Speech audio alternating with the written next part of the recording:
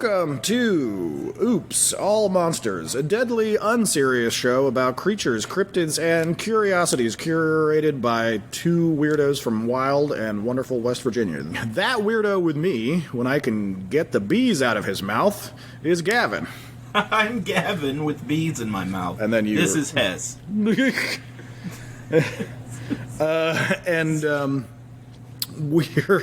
I thought I lost you there for a second. And we are here to, as we always are, delight and edify with tales of mysterious monsters from mythology, film, literature, TV, as well as gaming, both from in the box and on the console and beyond. We each bring a monster into the shop unknown to the other, and then present it and discuss it for the edification of you at home and each other.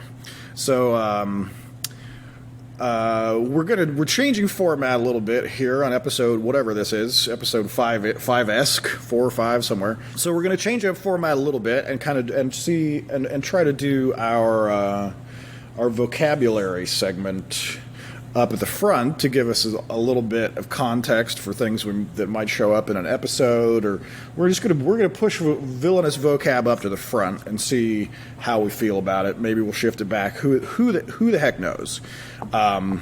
Did you have one you wanted to do today, Gavin, or should I just do mine? I don't have one that I really wanted to do, but I have one.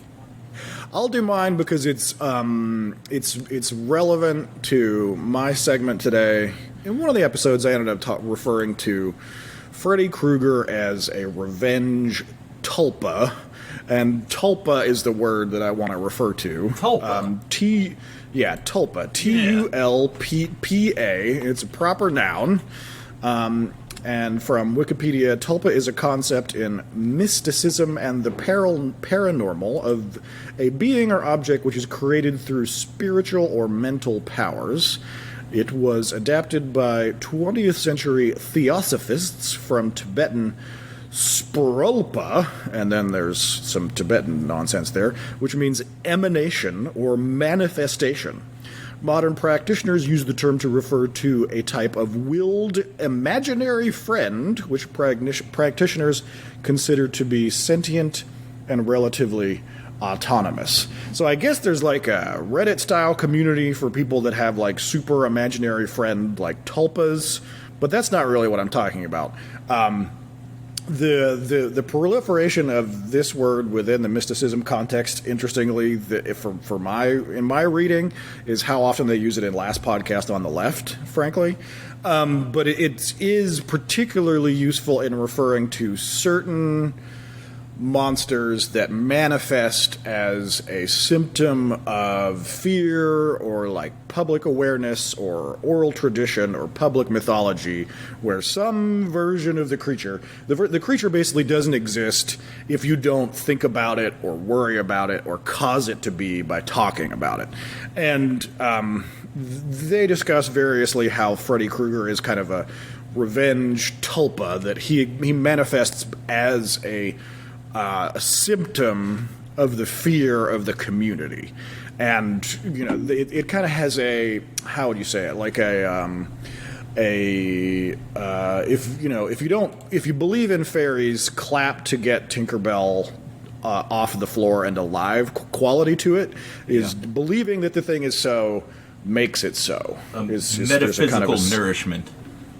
Yes, right. That if you created a vacuum for the thing and nobody talked about it and nobody believed it and nobody worried about it or whispered about it in back rooms and hallways, then it would cease to exist. If you don't give it oxygen in that way, it will stop being entirely. So a tulpa it's a magical being that kind of feeds off of acknowledgement and its own mythology.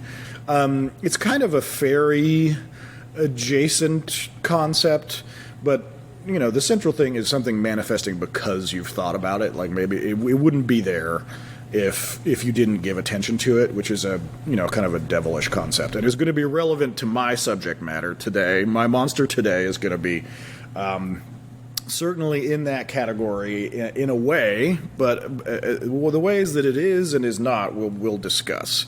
Does anything else come to mind in relating to tulpas for you, Gavin? Before we move on to the just that the thing that I made up that I was scared of as a teenager were things called geckageks, and they fed off fear. And it was right. They were they were certainly.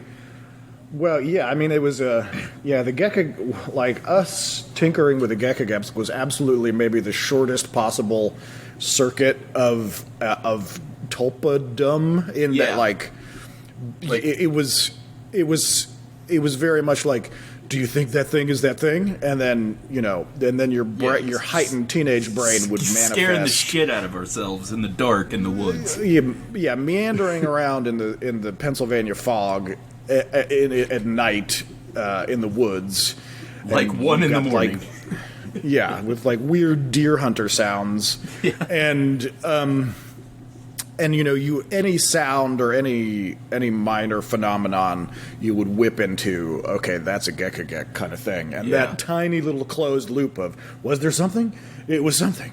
That means there's something. It was also genuinely dangerous because there were like boars and bears that could actually hurt us. There were boars? Yes, there were boars. I didn't really tell you guys that. Okay, we're going to have to unpack that later because I was not prepared for boars. I was not prepared for Greene County boars ever, nor am I that prepared for that now. All right, well, let's put that in the drawer for the time being. Oh, and I should acknowledge if I sound very different today, it's because Casa de Hess is having some of my utilities repaired, and in the repairing of the utilities, a guy was so nice to cut right through my fiber internet. And so it's going to be a couple of days until I can have that repaired. So I'm at Morgantown Art Party, which my friend Jill, who I work on this place with, is so kindly letting me use their internet, but it's a vast open cavernous space. It used to be the BW3s. Right. And so if my audio quality is weird, if we have random refrigeration units or heaters kicking on and off on my side of the audio today, I'm sorry. It's going to be weird audio for me. I got the same mic, but I'm just in a totally different space. So there's going to be no cats, but there might be some weird ambient noise. Anyway, I haven't heard anything huge. I think you're good. Yeah. I don't know, when it's in your head and you're doing whatever people do when they're listening to pods, people get really intense into how it sounds. It seems like you can hear everything when you're a listener. But anyway, they get tulpanic. Let me get tulpanicked. It's tulpanarchy. That's probably a goof road that we should explore, but I don't know if I have the tull patience for it. I got you with that one. You didn't see that one coming.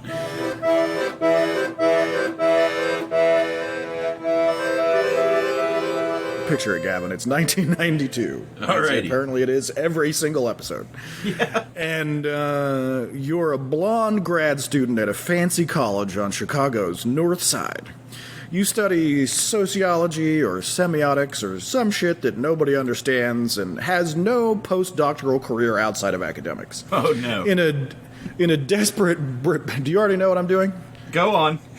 If so, that would be the quickest picker-upper that we've got so far. In a desperate bid to give your life and all these years of very expensive school some meaning, you decide to do some cultural and class tourism into the lives and myths of the poor black folks that live in the most famous project in all of Chicago, a series of mammoth rectangular buildings that are synonymous with the failed welfare state, drugs, crime, gang activity, and murder. Reports are that there are people with actual, authentic oral traditions there, so much so that they spin tales of a magical man made out of bees that lives in their bathrooms. So you're on it like a Caucasian lady on a 12-pack of White Claw. So, spin some swizzle sticks through your tousled mop of Shirley Temple curls, or whatever the fuck you do to get it to look like Taya Leone in a shampoo commercial. And, oh shit, no, you killed a nice black lady's baby. Oh shit, you killed a psychiatrist. Oh dang, you killed neoliberal intentions. Fuck, Helen, why won't you stop killing? Christ, you've killed your asshole boyfriend. What happened to your beautiful tousled mop? Fuck Helen! So, by this point, I have no doubt that you have guessed that it is... The Cabrini Candyman. Candyman. I'm not going to say Candyman. Well, even by the Candyman standards, you have to be looking into the mirror. So you'd probably be okay. But there's a mirror across from me. There is, in fact, a mirror. As a blonde white person in a room full of random business, if I'm killed by Tony Todd in the next 2 hours, it'll be my own damn fault. I don't think he's going to get you in the middle of the day in Morgantown. It's a long commute. From Chicago or New Orleans or wherever Candyman is right now. And there's like so many college students on the way to you that he would stop and kill one of them. Mm-hmm. Yeah, well, we'll talk about this because it is very possible to say that the thing that Helen did that made her the focus of Candyman's ire was that she was going to demystify him. Yeah.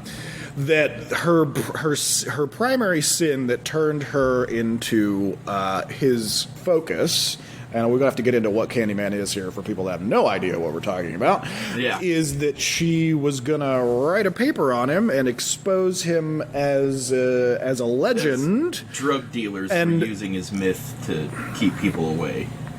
Yes, that's also certainly part of it. But honestly, in my opinion, that's complicated because, like, going to be about. Yeah, she could have. Honestly, I mean, you might think that writing a paper about him, and then in a way that would boost his. It would be another set of stories about him, which is like his whole jam. I am the writing on the wall, the whisper in the classroom. Without these things, I am nothing. So now I must shed innocent blood. Yeah, you have a much better memory of things that you saw a long time ago than I have. I had not seen the Candyman since like the 90s. Okay, I saw it about 2 years ago. It's okay. Yeah, it's scared the crap out of me. Mostly, well, it's one of the main things about it. It's scary as fuck. Yeah, I mean, just there are things about it that maybe are not ideal, but as a general note, Candyman is fucking terrifying. It is a very scary movie. She looked in the mirror, and I don't know why, but she said his name the last time. Candyman. She turned out the lights. It's not just a big guy with a hook hand coming after you. It's like a bunch of psychological torture also afflicting you and like exacerbating your underlying problems constantly. Yes. Yes. And a lot of eyeball bee stings that I cannot abide. No, yeah.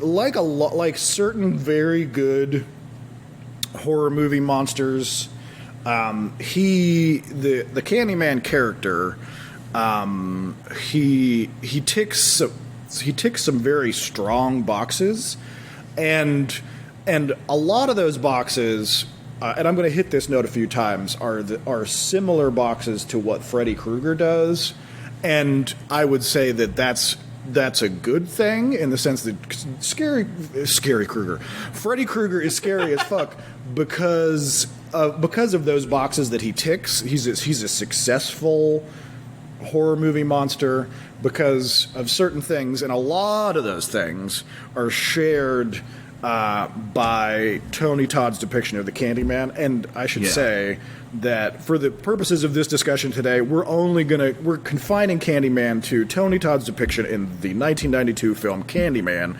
I'm not roping in the sequels in New Orleans and other places. I'm just going to talk about that movie for now. Otherwise, it's going to unravel into a whole thing. So we're just going to talk about the Candyman's depiction in the original film from 1992. And Gavin, do you know that there's a new movie coming out? Are you aware of that? I do. I found that out about 6 minutes ago.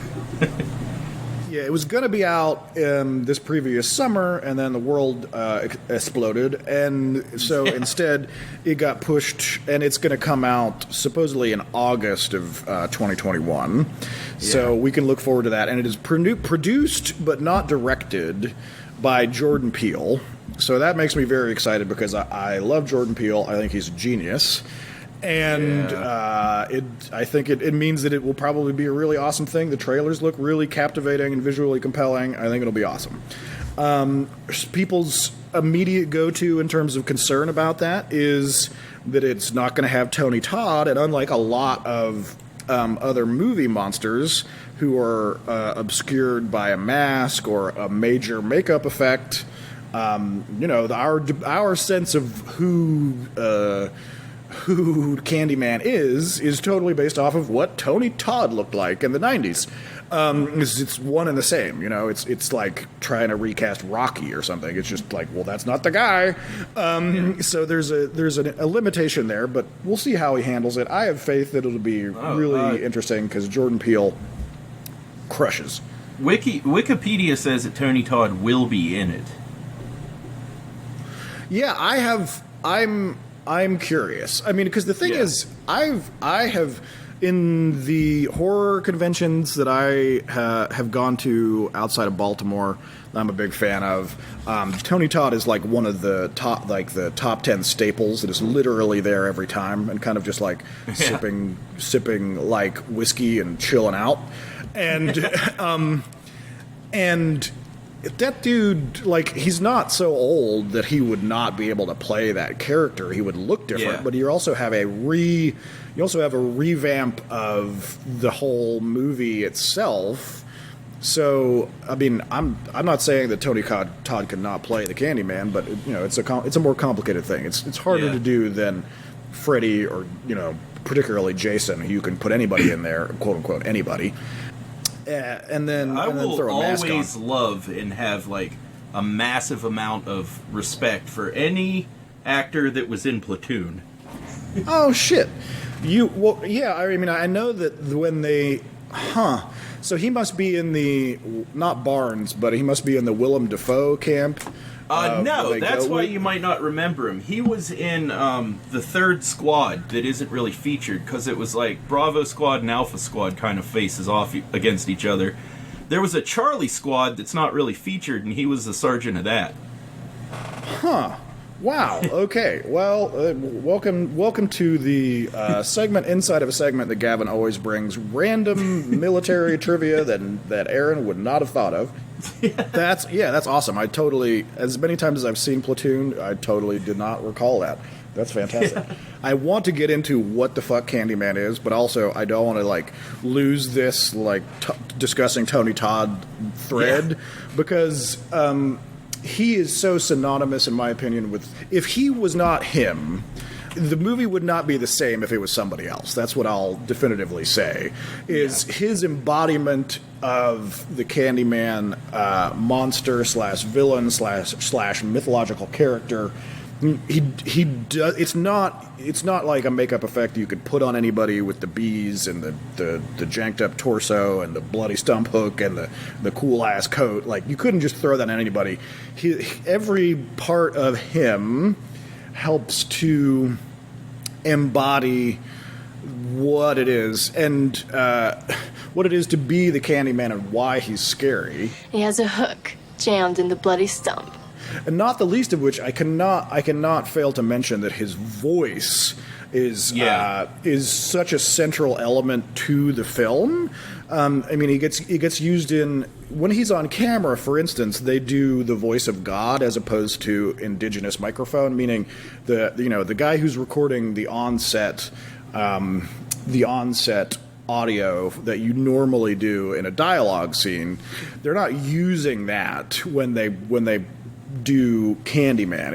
If he's on screen or he's off screen, regardless, if he's talking, he becomes they do him voice of God, meaning that they lay him down as a track on top of the production, so it sounds like he's in your mind and everywhere all at once, which is a lot of times if you do voice of God, it's like breaking the fourth wall in an audio fashion, and it really knocks on the viewer and says like, hey, by the way, here's an artificial thing that's happening, and maybe buy out of the movie. But everything that's going on in the scenes where Candyman shows up is so violently upsetting and frustrating and well articulated to, once you get to that point, you're at such a level of anxiety that his voice of God and the quality of Tony Todd's vocal performance, either when he's on screen or when he's just when he's just audio, is something that really makes the character. Visually, he has a lot going on for him as well to embody that character, but just how he sounds is, in my opinion, the ultimate aspect that really makes the character not just some guy playing this scary thing on script with a bunch of bees, but the way he sounds really sells the whole thing. Be my victim. Be my victim. Not to knock the kinds of things that they give him to say either, some of which are directly ported over from the original story by Clive Barker. So I guess I'll use this as a segue to transition from talking about Tony Todd and get into what the fuck is Candyman, because certainly we must have some listeners that are going Hess and Gavin, what the hell are you talking about? So it's a 1992 horror film from a guy named Bernard Rose, who was the screenwriter and director. A guy who I can't say has done a whole bunch of stuff that he directed Immortal Beloved with Dracula with Gary Oldman. With Gary Oldman. He's such a good actor. I forgot who he really was. He's such a good actor, I forgot who he really was. He's such a good actor, I forgot who that Dracula guy was. But not a ton of other stuff. But I will give him credit. I think it's a fairly good movie, even within the limit. Some of the structural limitations about it, or I don't know. It's easy in 2021 to hit on it from being exclusively from a white lens, and the film being kind of a white gaze film that it's reifying the poverty tourism of white people at the time in the early 90s. I think that there are enough, I'm not the person that can say whether that is correct or right. You'd have to ask people that are probably not a blonde white guy whether ultimately that spoils the film or not. But I think that there are enough, at least from my personal opinion, enough great things about the film that's why it has maintained power and cultural relevance over time. But what is Candyman? It's a very upsetting horror movie. And follows this woman named Helen, which is the same as in the original story by Clive Barker. It's a short story. And she is writing a paper. But the thing is, in Clive Barker's original story, it is not seen through in a racial lens. Clive Barker doesn't really talk about the race of anybody in his original story, which is, I think, why it puts us in a position of default white gaze nonsense and orients us in a specific way when they transition into making it into a film script. It's the fact that he didn't address it, and then they place this kind of mantle of, well, this is all about white intrusion on black space conceptually down onto it, because presumably in the original Clive Barker story, basically everybody was white. It was just white people that lived in a tenement versus a grad student who was ostensibly better off than those people. You know, Anne Marie in the story is described as having blonde hair. You know, there is not this duality between the white culture and the black culture, and Helen being a tourist who causes everybody suffering by tinkering in their affairs. That is a layer that's created for the movie, not the original story. Helen, I came for you. So, getting us up to speed, Helen is like a grad student with a douchebag professor boyfriend that she lives with in Chicago, and she's already on this like oral tradition, sociology, yada yada, like paper track. And when she's kind of stumbles upon these people telling these stories, this character, the Candyman, who they ascribe to being responsible for various violent murders in the Cabrini Green projects, which was an extremely famous tenement housing project during the 90s that went into a state of serious disrepair and malevolence during that era, even though that 10 or 15 or 20 years earlier, it was also the setting for the sitcom Good Times. So, and that comparison and juxtaposition I'm stealing from he's a YouTuber called Cold Crash Pictures. I don't know his actual name, but he does really good kind of literary style analysis, theory style analysis of various things, and he does a really good one on Candyman. The point is, I'm going to be referring to elements that are inside of his review on YouTube. So if you want to check it out, I highly recommend seeing him. It's got like almost 1 million views, his discussion of Candyman. It's called Candyman, Breaking All the Rules of Horror. And again, that's Cold Crash Pictures. So that, his analysis of it really like pushed me into looking at the movie again and figuring out why it's so interesting. But he's the one that makes the amusing juxtaposition that not only is Cabrini Green in Chicago the setting for Candyman, it's also the setting for Good Times, which is so obviously Cabrini Green was not always this miserable, derelict, gang-infested symbol of systematic failure in Chicago and in the inner city. It was a project that actually worked pretty well for a while, but thanks to apathy and disinterest and not keeping it up by the entities that had originally created the projects, just kind of like setting it and forgetting it and not repairing anything and not making sure apartments get filled and the kind of the basic upkeep stuff that a landlord would do. Places became empty. It went into disrepair, and and also because of the way it fit into the bureaucracy of Chicago and the state, you were motivated to be poor and unwed to be there because it meant you got more money per unit. So 2/3 of the people that lived there were children during this period, and it was mostly single mothers. There were just all sorts of structural things that made it kind of be destined to fail. So it is the setting for this story.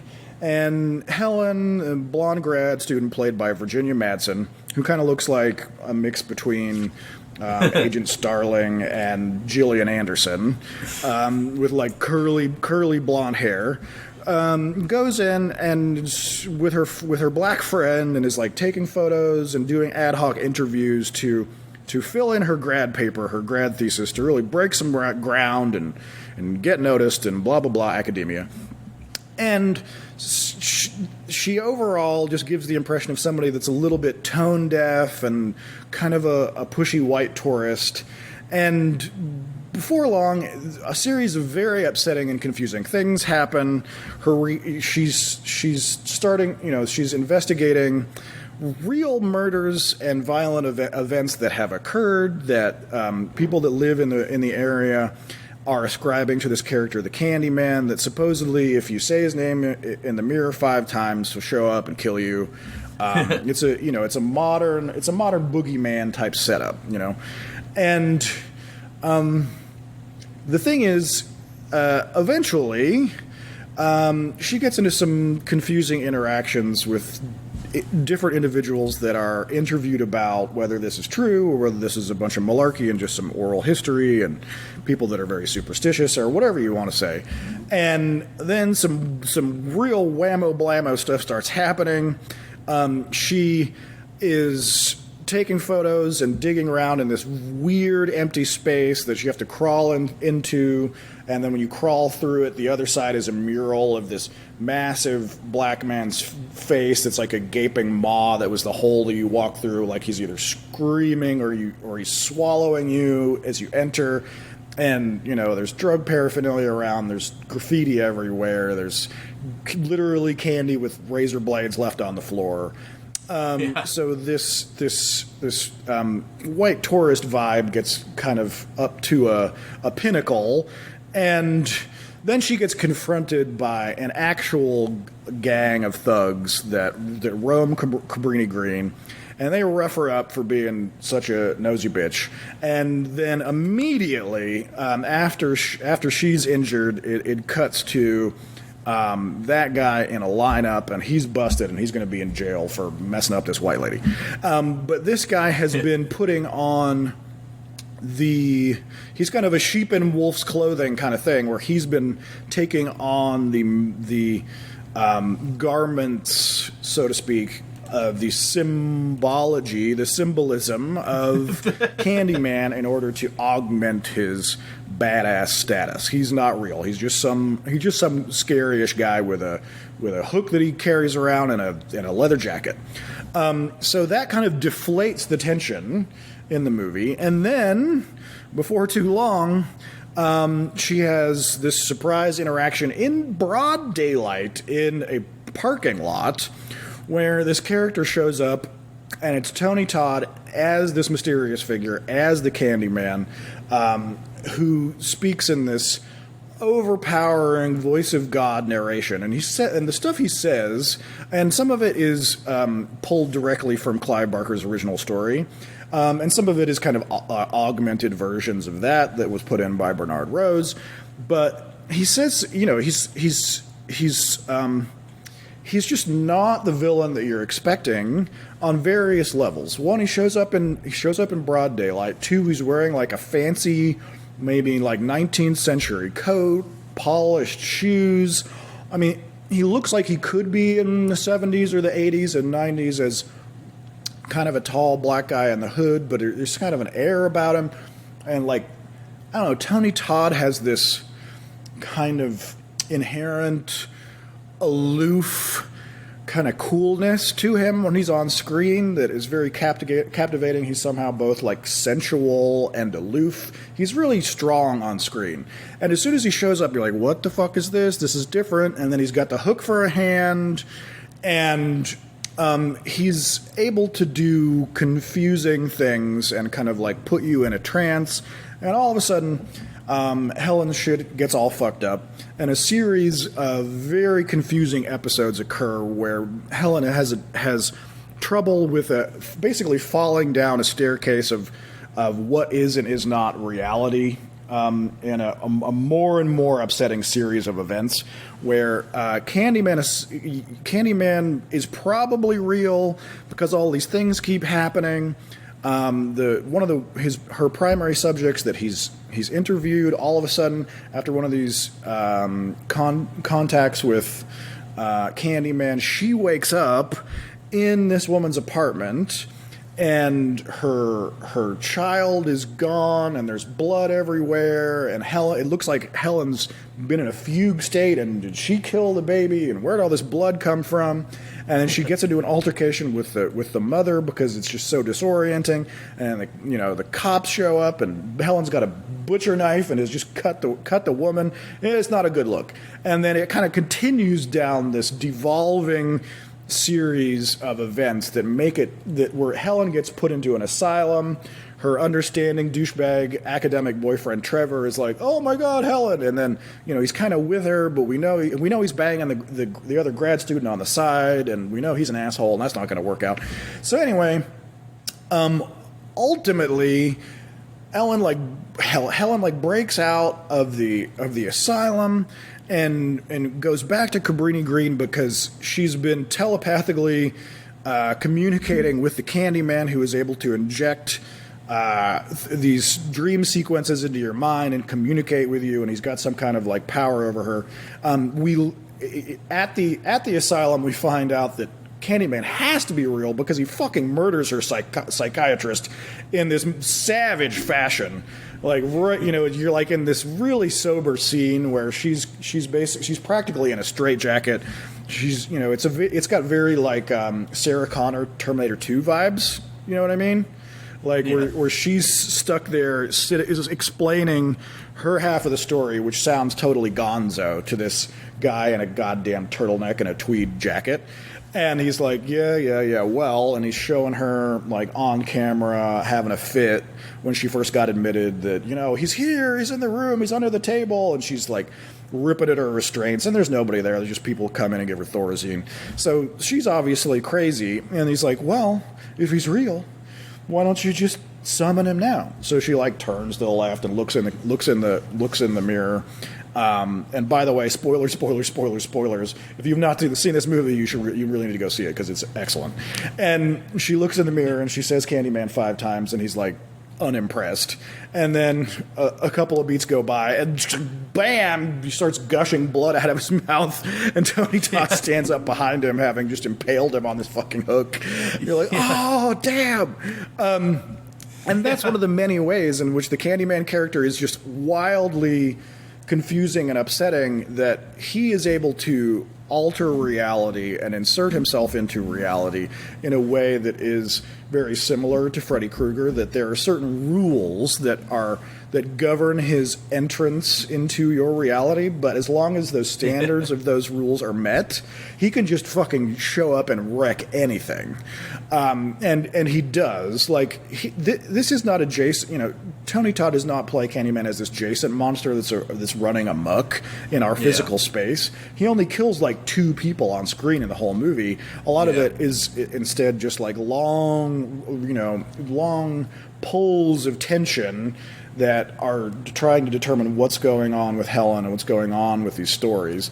But ultimately, he's very scary. He shows up when you don't expect him to show up. He kind of jumps in and out of reality the way that Freddy Krueger does, and that the doubt that's created from that of, is he real? Can I avoid him? Is he inevitable? The visual aspects of him that are very upsetting, the bees coming out of the mouth and the torn apart desiccated rib cage, and the origin story that, and this is, I can't miss this, that one of the academic douchebags, this foppish character named Archie, who basically gives all of the origin exposition for Candyman in the middle of the film, gives this origin story that it does not live inside of the Clive Barker short story. Talks about him being a black man in the 1900s who was extremely adept at being a painter. So he rose to working with for the Victorian upper class and doing these beautiful portraits, and he was this successful guy.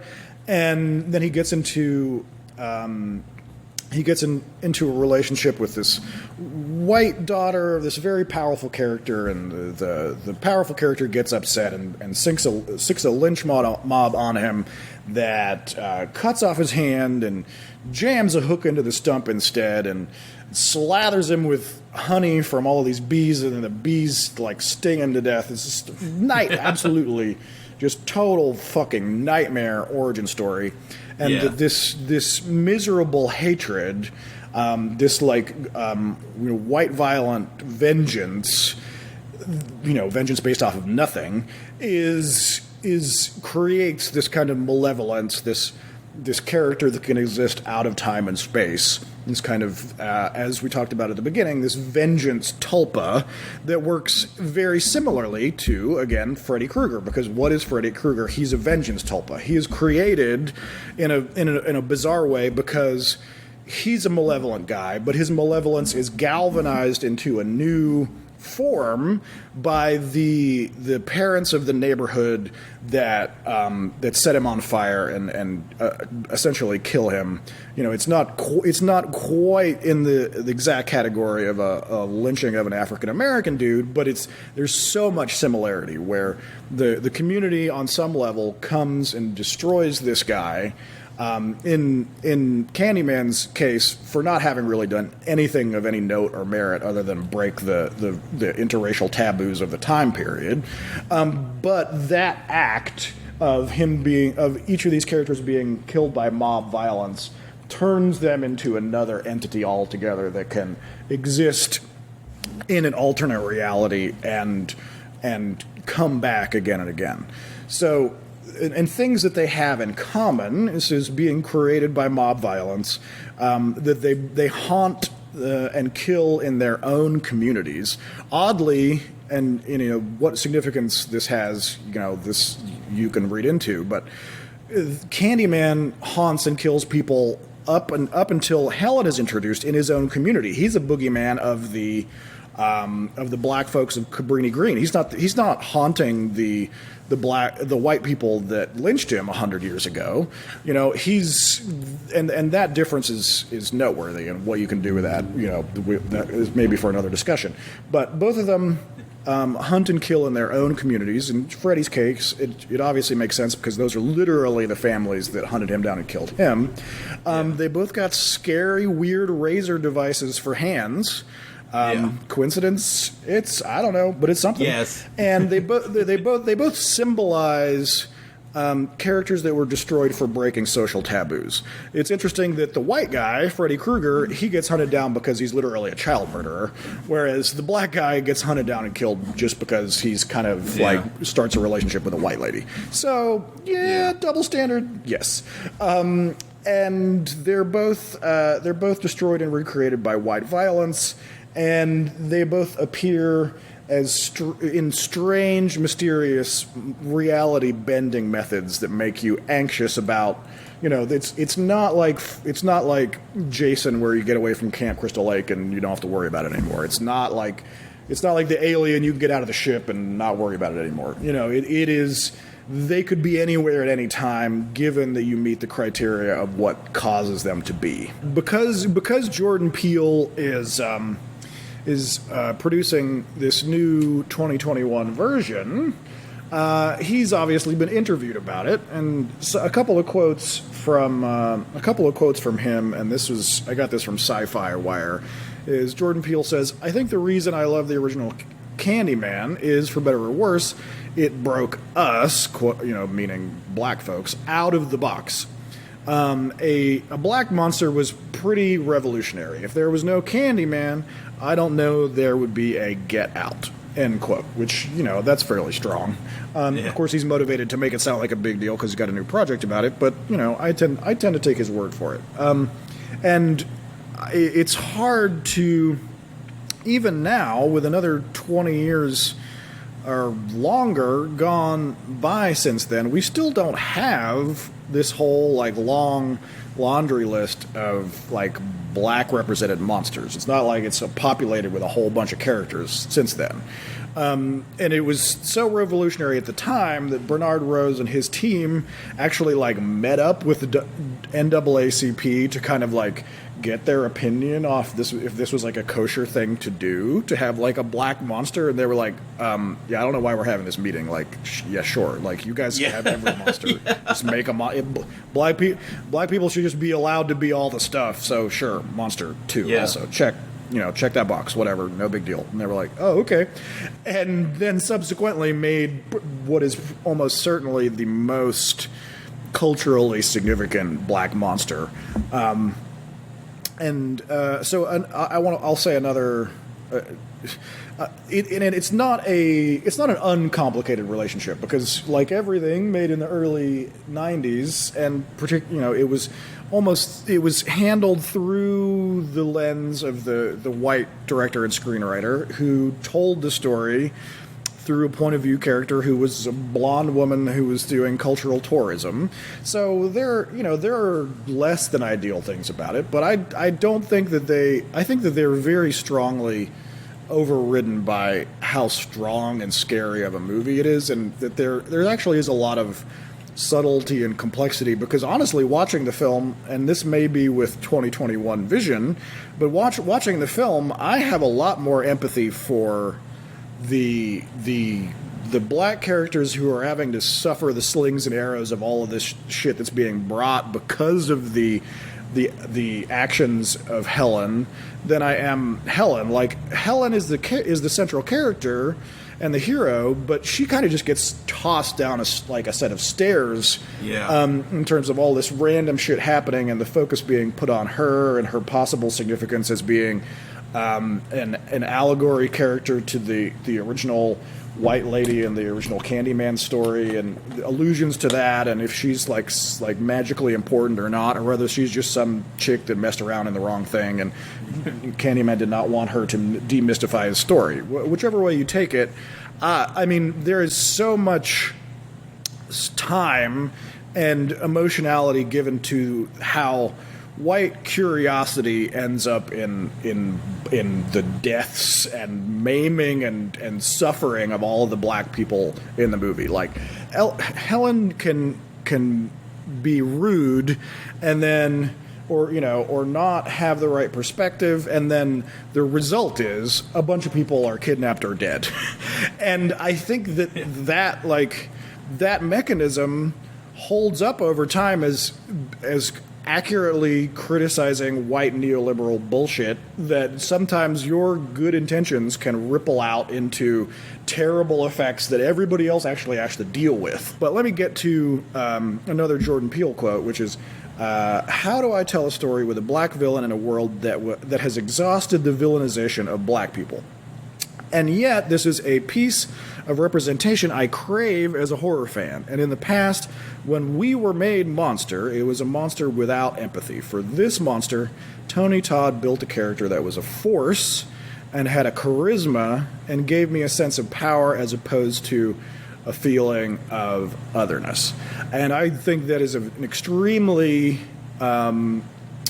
intelligent and accurate description of what is going on with the Tony Todd Candyman character. Is that it's not simple. It's an erudite character who's upper class and commanding and sensual and complex, and he's not any stereotype that we already have baked in. He doesn't fit into an obvious mold.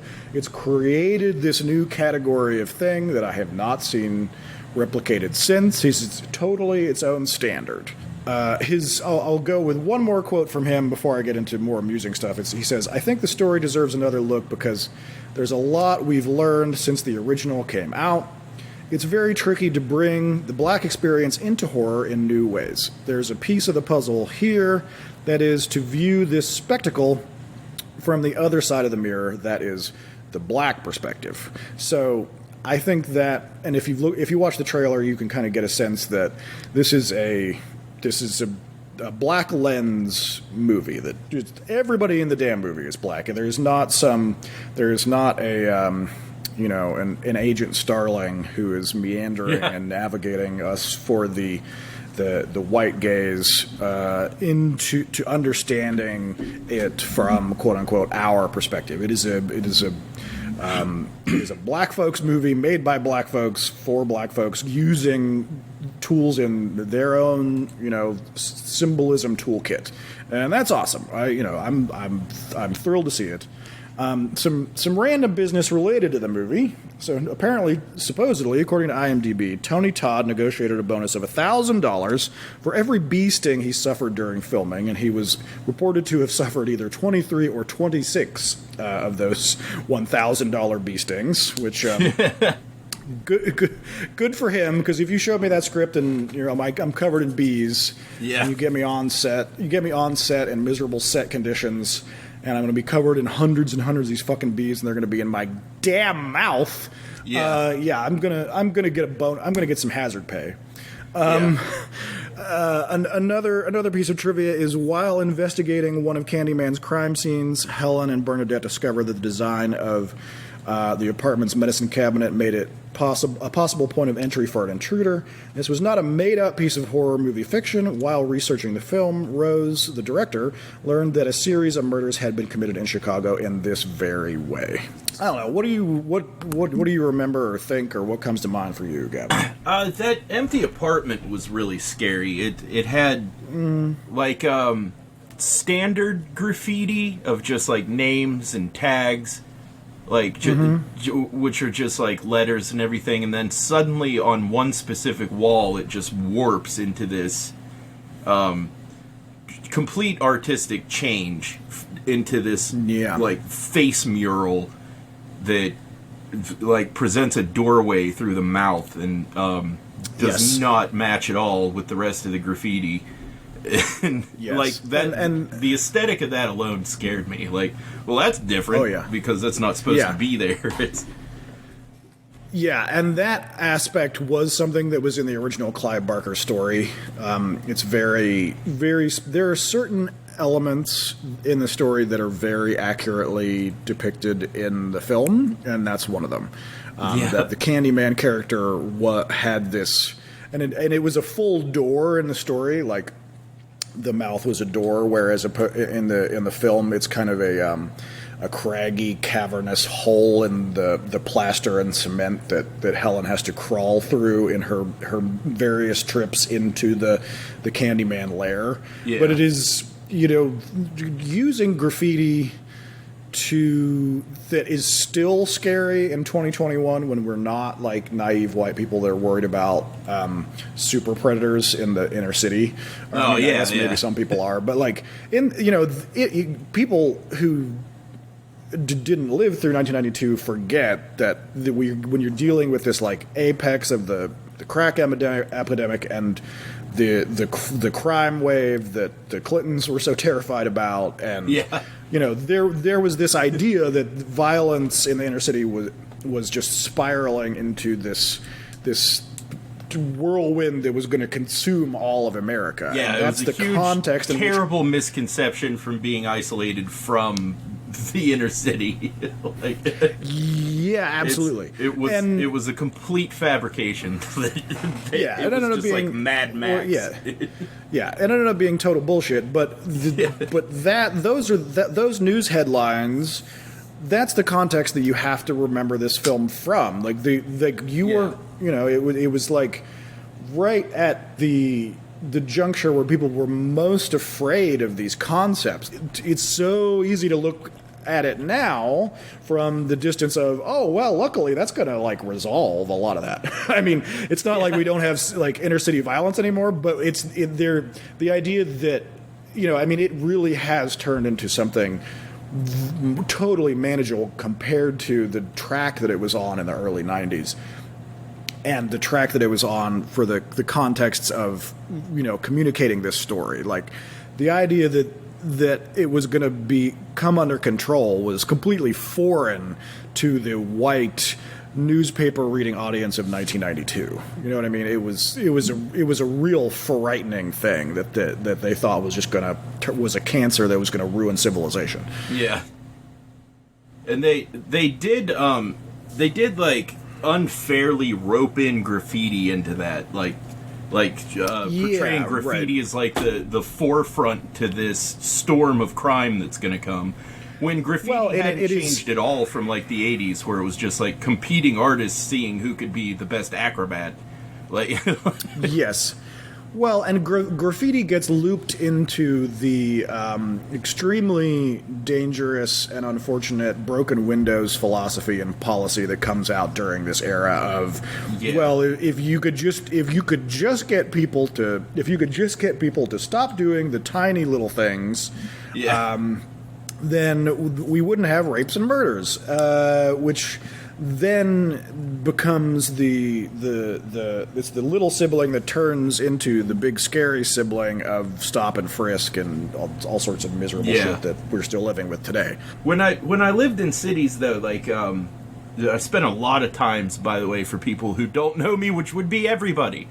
I've spent a lot of time on the streets of cities, and I can say for certain that that most of the graffiti and graffiti artists, like probably 99% of them, are not gangbangers in any sort of way.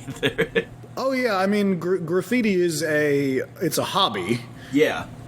And hobbies tend to be taken up by people of all sorts of different backgrounds. That sometimes have certain areas where they overlap, but a lot of times they're just you never know. Yeah, but like graffiti's it's just a hobby like almost anything else. Yeah, in direct contradiction to what the 90s thought graffiti was. I just wanted to say that. Because there's a lot of graffiti in Candyman.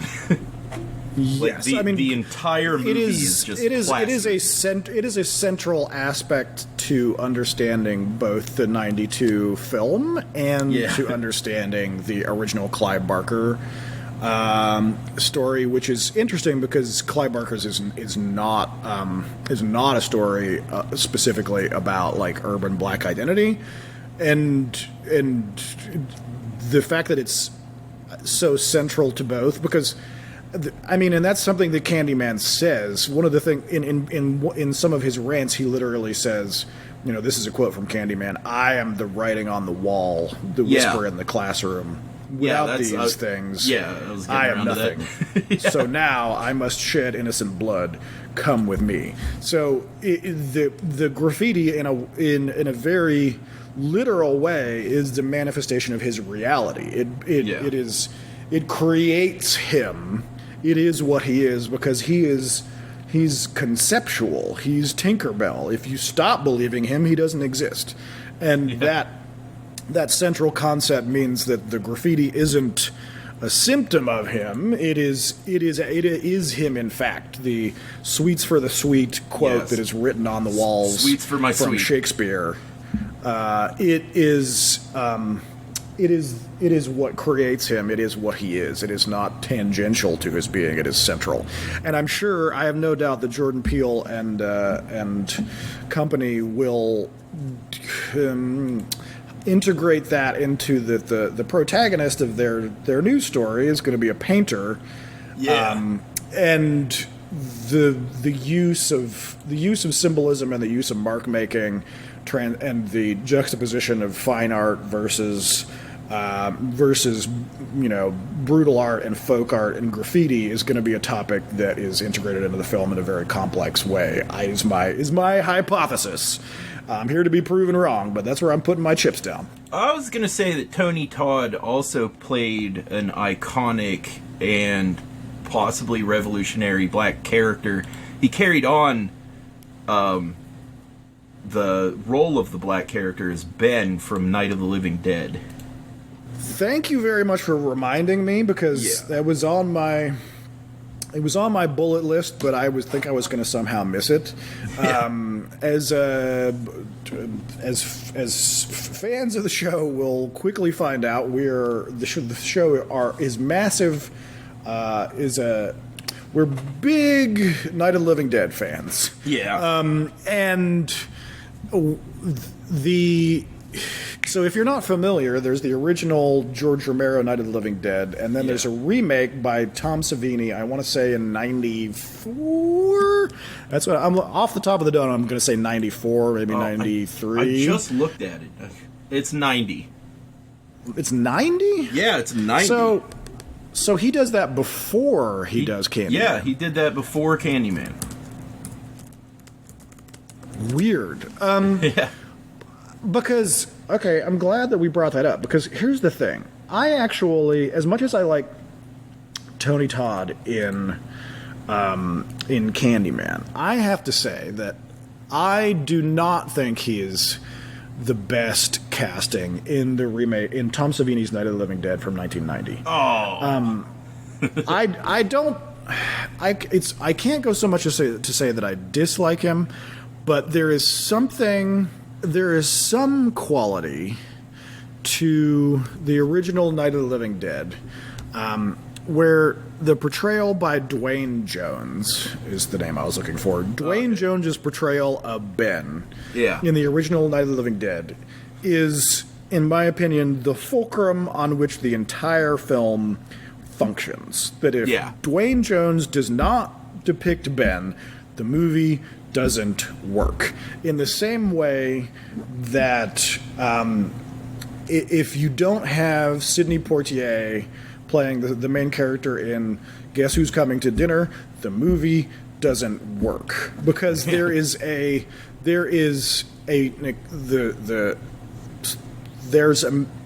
ability to thread the needle through the camel's eye in both cases of these.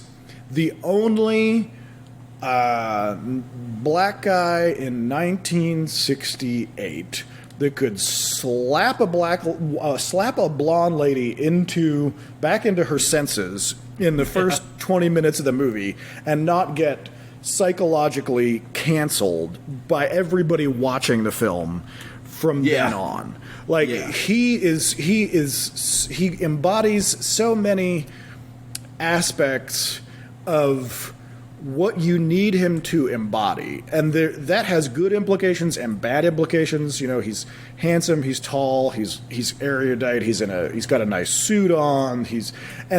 But I'll tell you this: if you isolate the audio or just the segment of when Ben first shows up to the farmhouse in Night of the Living Dead, as portrayed by Dwayne Jones, and he explains what has happened to him and this is right at the conceptual beginning of figuring out what zombies in the Romeroverse are. I looked back at the diner to see if there was anyone there who could help me. It was when I noticed that the entire place had been encircled. There wasn't a sign of light left except by now there were no more screams. I realized that I was alone with 50 or 60 of those things just standing there staring at me. Where if you just take that section out of context where he's driving and then he gets attacked by these random people and they're like pushing his car over and he has to run away, and this is where he gets to. If you take that out of a zombie movie, that is a believable story of a black guy in the South who just had a really fucking bad day. Yeah. And the power of taking that guy and making him the unqualifiable hero of that movie, because Barbara is practically useless. Her brother gets zombified right at the beginning. Yeah. All of the family downstairs are they're not central characters. Ben is the hero of that movie right up until the very end when he gets, spoiler alert, quote unquote confused for a zombie and destroyed. And his journey in that film is the point of the film. The zombies are not the point. Barbara is not the point. The white rednecks with the guns and the mob are not the point. Ben is the point. And in my opinion, almost everything in the 1990 remake of the Tom Savini version is quite good. But one of its choices is to kind of Sigourney Weaver Ripley up the Barbara character, who is now kind of a short-haired, skinny, ginger badass. Yeah. And turn her into the protagonist, which in and of itself isn't bad, but by queening her pawn into a queen, it inherently devalues the role of the Ben character and makes it not about a character. And of course, this is the 90s, so the relevance of this is vastly different.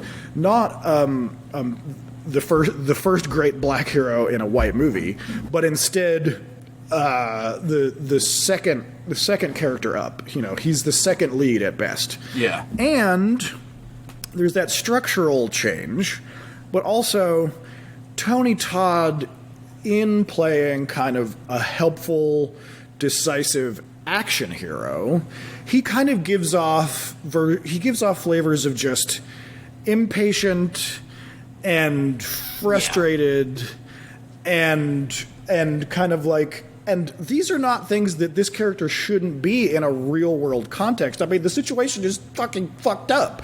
But there is this needle that's threaded by Dwayne Jones in the original, where there is no way, even if you're some, like, total racist jackass in 1969 in nowhere the fuck Georgia, that you cannot end up, through the power of filmmaking, rooting for Ben as Dwayne Jones in the original Night of the Living Dead. Because it so effectively casts him as the hero, and it has been proven that if you can make anybody basically the hero of a movie if you're a good enough filmmaker.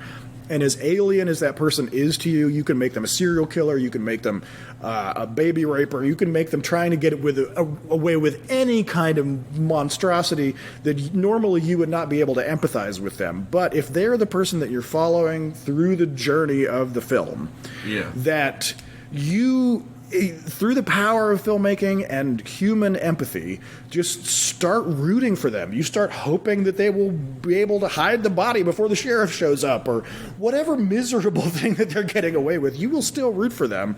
And on a different level, the great magic trick of the original Night of the Living Dead was that it made massive amounts of money were in its original format, and its original format was a 35mm film that was played in drive-ins.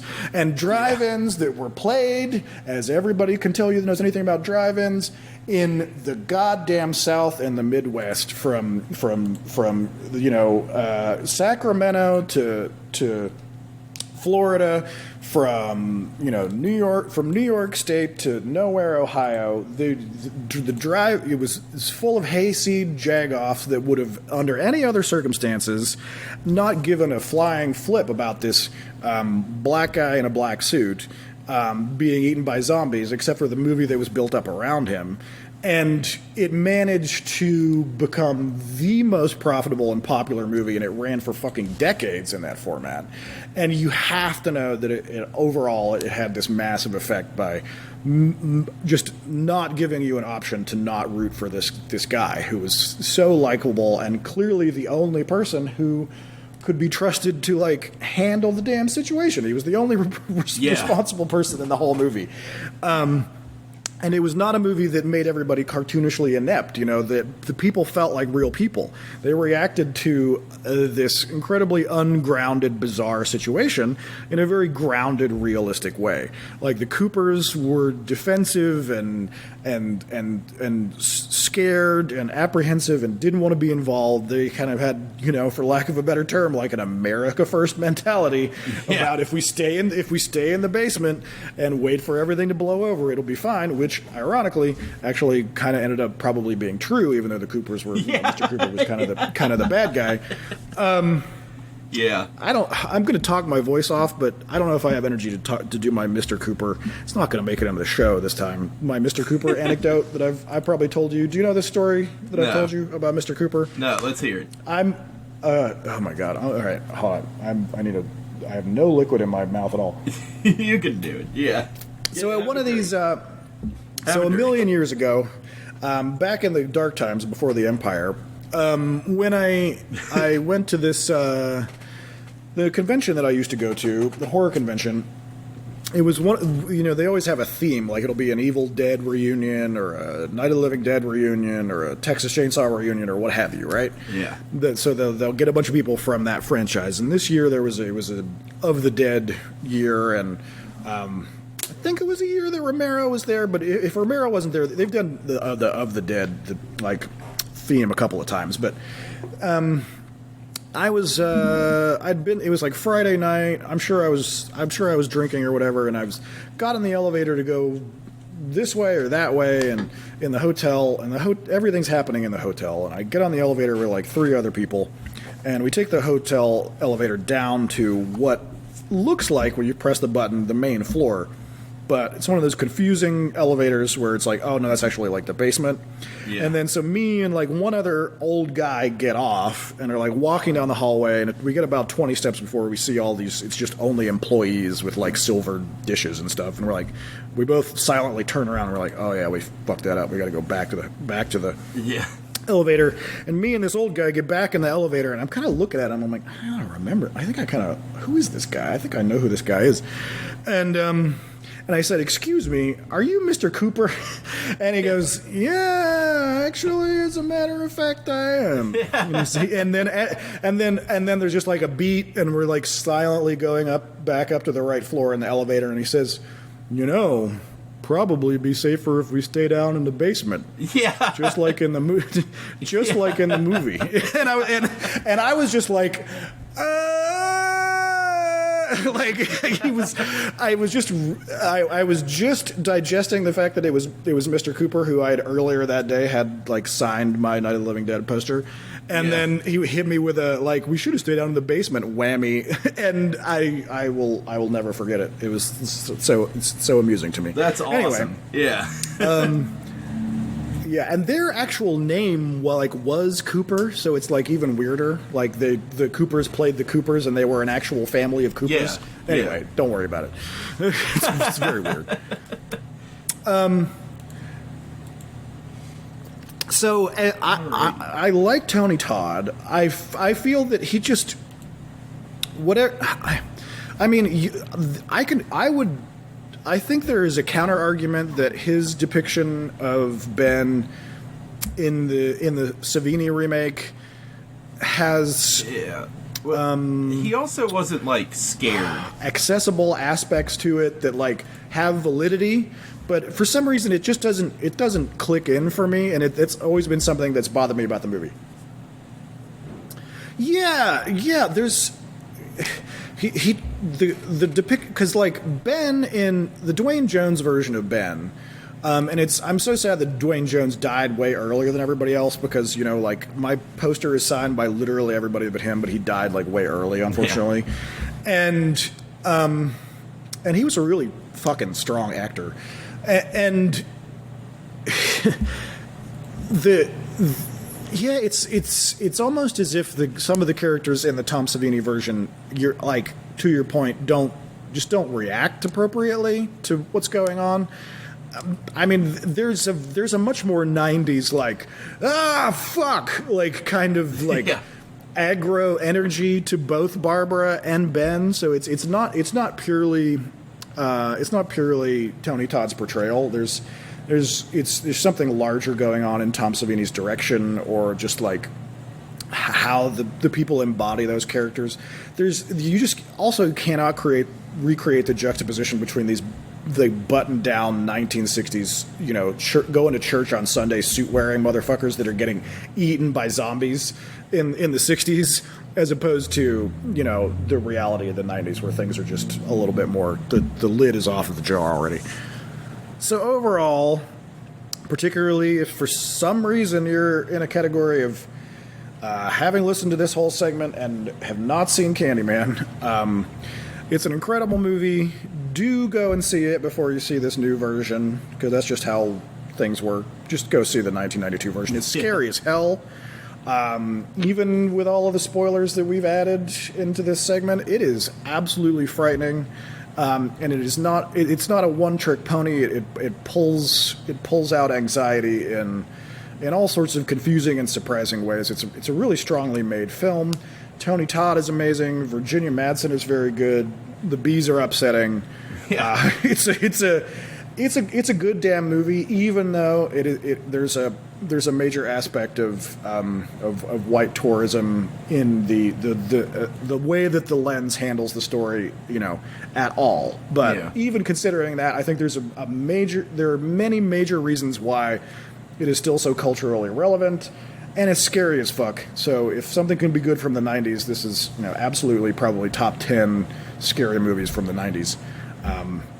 If not like in total. It's very, very well made, very upsetting, very visually compelling. Tony Todd's awesome. Go watch it. How do we rank Candyman in terms of being bitchin' van art? Welcome to bitchin' van art. Bitchin' van It's all art. monsters. Does Tony Todd's Candyman make scary van art? I think so. I think it's scary as fuck. He'd be next to the Phantasm. He would be part of a group.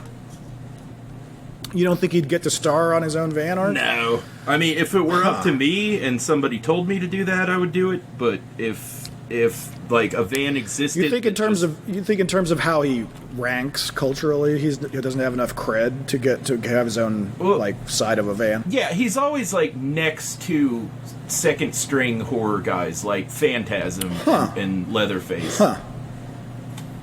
Yeah. Interesting. That would not have occurred to me. Yeah. I mean, I think he's a visually compelling enough character, and with the bees motif, I think you can do a lot with the bees. Yeah, you could do tons with the bees.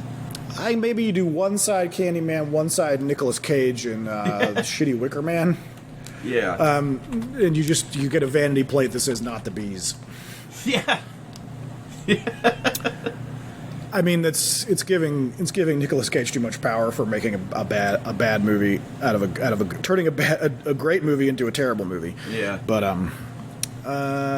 cool. If Candyman was a D&D monster, what kind of D&D monster would he be? Man, there's so many that he could be. Like he could reasonably be a demi-lich. He could. Well, I think he's got to be something that's ghostly or incorporeal. I think if you make him a geist, yeah, or something kind of in a specter category that can because a specter or something in the greater ghost category can manifest physically with effort, kind of like Patrick Swayze style, but like is not a physical body and can exist over time. Yeah, I don't know. We're gonna have to get a project to like stat out Freddy Krueger and Candyman and some of these other characters as D&D 5e entities. Yeah. Put somebody on that.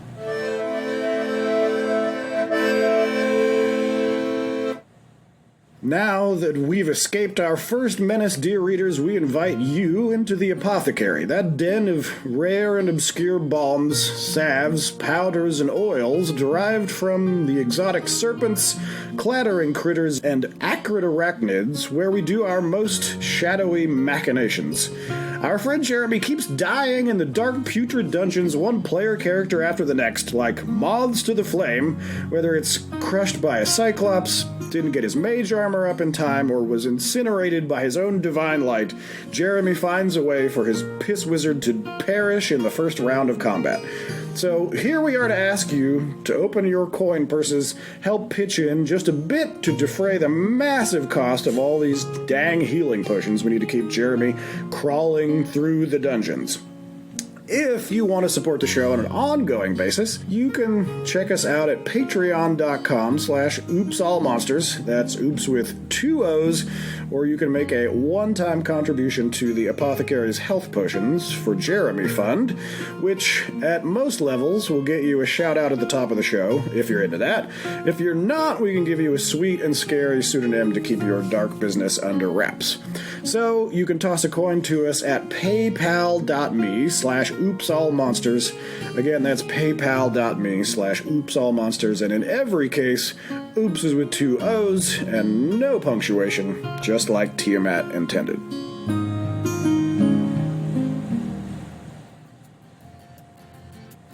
Hi there. My name is Douglas Rassensberger, and I'm the CEO and founder of Douglas's Cutlasses. Have you ever found yourself in this situation? You've just gotten home from a long day of spur and growth at your small but thriving business. You're just trying to slice some quality deli meats and cheeses for a relaxing snack, and suddenly there's a mysterious intruder rummaging through your garbage outside. What's a domestic disruptor to do when you get in a pickle like this? Pull out your handy-dandy, short-handled, half-guarded naval sword, that's what. Here at Douglas's Cutlasses, we've got every possible cutlass for every conceivable scenario. Are you an aspiring or current CEO of a Fortune 500 company? I've got a cutlass for that. A middle school teacher struggling to maintain discipline in the classroom? I've got a cutlass for that. Looking to add a little flair to drab dinner parties? I've got a cutlass for that. Some people say to me, but Douglas, I'm not a pirate, privateer, or sailor. What do I need with a battle-quality 27-inch half-guard naval sword? I'm so glad you asked. Here at Douglas's Cutlasses, our research shows that the vast majority of conflicts, both business and personal, can be positively affected by the introduction of a modest, well-crafted naval sword. So let's get swashbuckling. No matter what's your problem, an easy-to-wield iron-forged cutlass is probably the solution. So once again, I'm Douglas Rafflesmer of Douglas's Cutlasses. Come get stabby with me. Please go to paypal.me/oopsallmonsters and make a payment there. And that's oops with 2 O's. Again, that link is paypal.me/oopsallmonsters. Imagine there that you have just bought your new house in a New Jersey suburb that's in the middle of a much-needed overhaul. And your neighbor seems nice, even though you've only spoke to him briefly, and he told you, you know, you do you, have fun with that house. The first night, you hear moaning demands from the basement, skittering footsteps from the attic, scratching on the walls, and a voice that won't shut up about sandwiches. So you investigate further the next day to find that the previous occupants were a crime-fighting private detective force, and your new neighbor might not be as nice as you thought. You had to get all this information from the landlord. The landlord is a tall and ancient-looking man with an Eastern European imitation accent. He's got long hair, and there isn't much else to his appearance. And he tells you that you should eat the sandwich and give the moaning mummy in the basement everything that he wants. Now you give me a bear and a woman. Try to get along with the onion monster that's in the attic, whose name is Willie Nelson. What kind of monster are you? Which is a coincidence. If you don't recognize it, then you should be spanked with moon rocks. They're from the moon. Because I'm doing, oops, all of the monsters from Aquateen Hunger Force.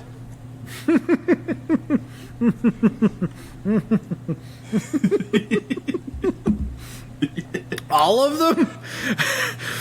All of them. I'm so afraid. I'll give that water bear a workout. Meat what? If we do just one of them, that won't make any sense. Help me scope this down into a thing that I can imagine is a thing that we can consume. How are you going to break down all of the monsters from Aquateen Hunger Force? Well, the first one was a robot, so I don't know if we can count that. But then there was Moth Monster Man, who was John Benjamin. In fact, it was John Benjamin. So, but basically, there's the Mummy, the South Bronx Parasite, Ultra Mega Chicken, Hand Banana, Willie Nelson, the Onion that lives upstairs, the Sirens, Spaghetti, the dog that they create, Drew Baca, the Brownie Monsters, Balloonenstein, the Mind Mosquito. Okay. So let me pause you right there, because I think what I'm getting is that you have conceptually distilled this category into a knowable entity, in the sense that they have something in common and can be talked about like en masse. That instead of describing 100 disparate, unrelated monsters, they're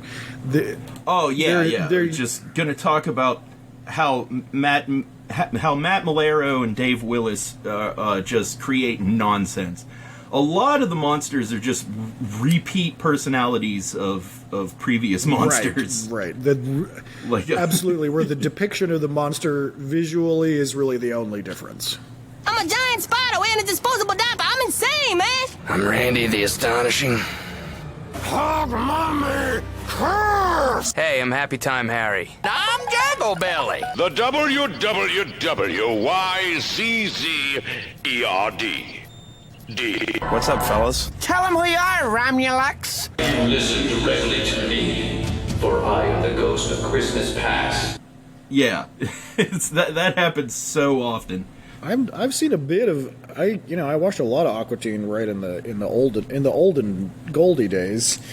Yeah, we're gonna stick with a lot of olden days. I used to have a bitch and Carl impression that I don't know if I have the types for right at this moment. The thing that you would say in his pool. I mean, I could do Meatwad all day. We got the fry man up, but yeah, still waters run deep. No, I can't. I gotta. Still waters run deep. You really gotta get into Carl. Right now? I used to have a really good Carl. I'm off of it right now. I can't. I should have kept that story to myself. The first sign that this show was going to be about nothing was whenever the first episode was a big hint, but the second one with Moth Monster Man, where it was apparent that they are not a superhero force at all, right? Because they, instead of investigating Moth Monster Man, who was parked outside their house in their driveway, they went to Tennessee to Dracula's grave. Like you do. To show Shake that it can't be Dracula because I think it was Tennessee, it might have been Kentucky. Yeah, Moth Monster Man lost his patience, came out of the bus that he was waiting in and just kind of moved in and put his eggs inside of Carl, and instead of like fighting the Moth Monster or resolving any type of Moth Monster thing, the show just suddenly ends when it still kind of had a plot line in the second episode before it was literally 15-second skits of randomness. Whenever it had like a full follow-through story, the brownie monsters exploded out of the bedroom and ended the episode. No conclusion, and then the next episode it picks right back up. Like, that didn't happen, which I thought was hilarious as a great formula for what it was. Most of the first season just featured a new monster that they didn't fight as a backdrop for extra jokes, reference jokes. Basically just a plot point for a room full of intelligent and esoteric weirdos to make their own inside jokes in a improvised setting. And it worked. And somebody animated all of this. The finished product was Aquateen Hunger Force. Right. The cartoon that made Adult Swim, which wasn't Space Ghost, surprisingly. Right. It was Aquateen that put Adult Swim on the map. The premise of it was whatever loose background story that there was, it was that they were created by science as an advertising project for an unnamed fast food company. Oh, okay. They were created by Dr. Weird. That keeps being hinted that they were created by the mad scientist that introduces all of the monsters from the first season. It was at the beginning. The New Jersey mad scientist in the beginning of the show. Yeah, the dome-headed nipple robe scientist. Yes. Concept for their origin kind of picked up where Space Ghost left off, because they came from a Space Ghost episode. Where that origin story was still the same. Yeah. In the Space Ghost episode where they debuted, it was a milkshake and a box of fries, and Meatwad was unchanged, but Master Shake and Frylock looked completely different, and they had the voices of Enignock and It's never explained why Moth Monster Man was created by Dr. Weird, but it's like a lot of self-references that shows that there's an onion monster that lives in the attic named Willie Nelson. And there's hints. Sometimes you'll see him in the window, sometimes he'll be around like checking the mail. He's been in 8 episodes. The scary thing about the onion monster was that he kept offering people juice. People kept ignoring his offers for juice, thinking that it was a normal thing, that he was just offering juice, but juice was blood, and he tore the arms off of Carl and yelled "juice" at the end of the episode. Remind me about MCP Pants, because it rings a bell, but for some reason it's not like it's not jogging. Really? Okay. MCP Pants is voiced by Chris Ward, who was otherwise known as MC Chris, the nerd rapper. He was. Hash wants some sex. Yeah, Hash wants some sex. But he was, he played this monster who convinced the youth of New Jersey to eat a bunch of candy with his rap song, "I Want Candy." And his plan was to capture all of these people, lure them to his warehouse, and attach them to a drill, and their hyperactivity from the sugar rush of eating all this candy would power a drill to hell so that MCP Pants could do something with Satan. Yeah, I wrote that. It's called I Want to Rock Your Body. Frylock and the Aquateens end up just killing MCP Pants instead of dealing with him. And so he does end up in hell, and Satan continues to turn him into different monsters and send him to the surface to be killed again as torture for whatever MCP Pants did, which I can only assume is just being annoying. I mean, yeah, arguably killing somebody is a method of dealing with them. True. But, it just depends on. And I would be, I think we would be bereft of, we wouldn't be doing our job if we did not indicate that MCP Pants ironically ends up being a giant monstrous spider in a diaper. Yeah. Visually, it's extremely confusing and upsetting. Yeah, it's... There's also Enignocht and which are the Moonanites. They're from the moon. Oh, and yes. The I'm doing it as hard as I can. Apparently, whenever you're from the moon, the intelligent race that dominates the surface of the moon is Atari quality, like 8-bit, not even 8 bits, just pigment sprites. Something that you're going to have to see for yourself if you've never seen it, which is strange if you haven't, or at least heard of it. I mean, how many people do you think have heard of Aquateen Hunger Force? I have to say that I'm really bad at judging these things, because there are things that I will, like ask 8th graders about, and I'm like, you guys know about this, and I'm like, we're getting to the point where they don't even know about, like, Harry Potter, a lot of them. Oh, man. Shit. Well, that was like my pull to, like, Hess is a teacher, by the way. Nothing. He's not just asking 8th graders things on the street. If I was doing man on the street interviews, it would not be with 15-year-olds, I assure you. Yeah, but that is something I'd like to know. So, listeners, let us know if you have heard of Aquateen Hunger Force and how old you are, because I want an accurate poll on this. So let me ask you this: within the context of Aquateen Hunger Force monsters, where do you count Glenn Danzig? Glenn Danzig as a monster? Yeah, I mean, he's certainly a villain in one episode. Yeah, he is. I would count Glenn Danzig as, let's see, there is a specific type of monster later on that are prospect tenants of their house, and Glenn Danzig really fits in that category since he almost moved into the house. And he installs elf blood sprinklers. Elf blood sprinklers, correctly. Which would go great with the rituals.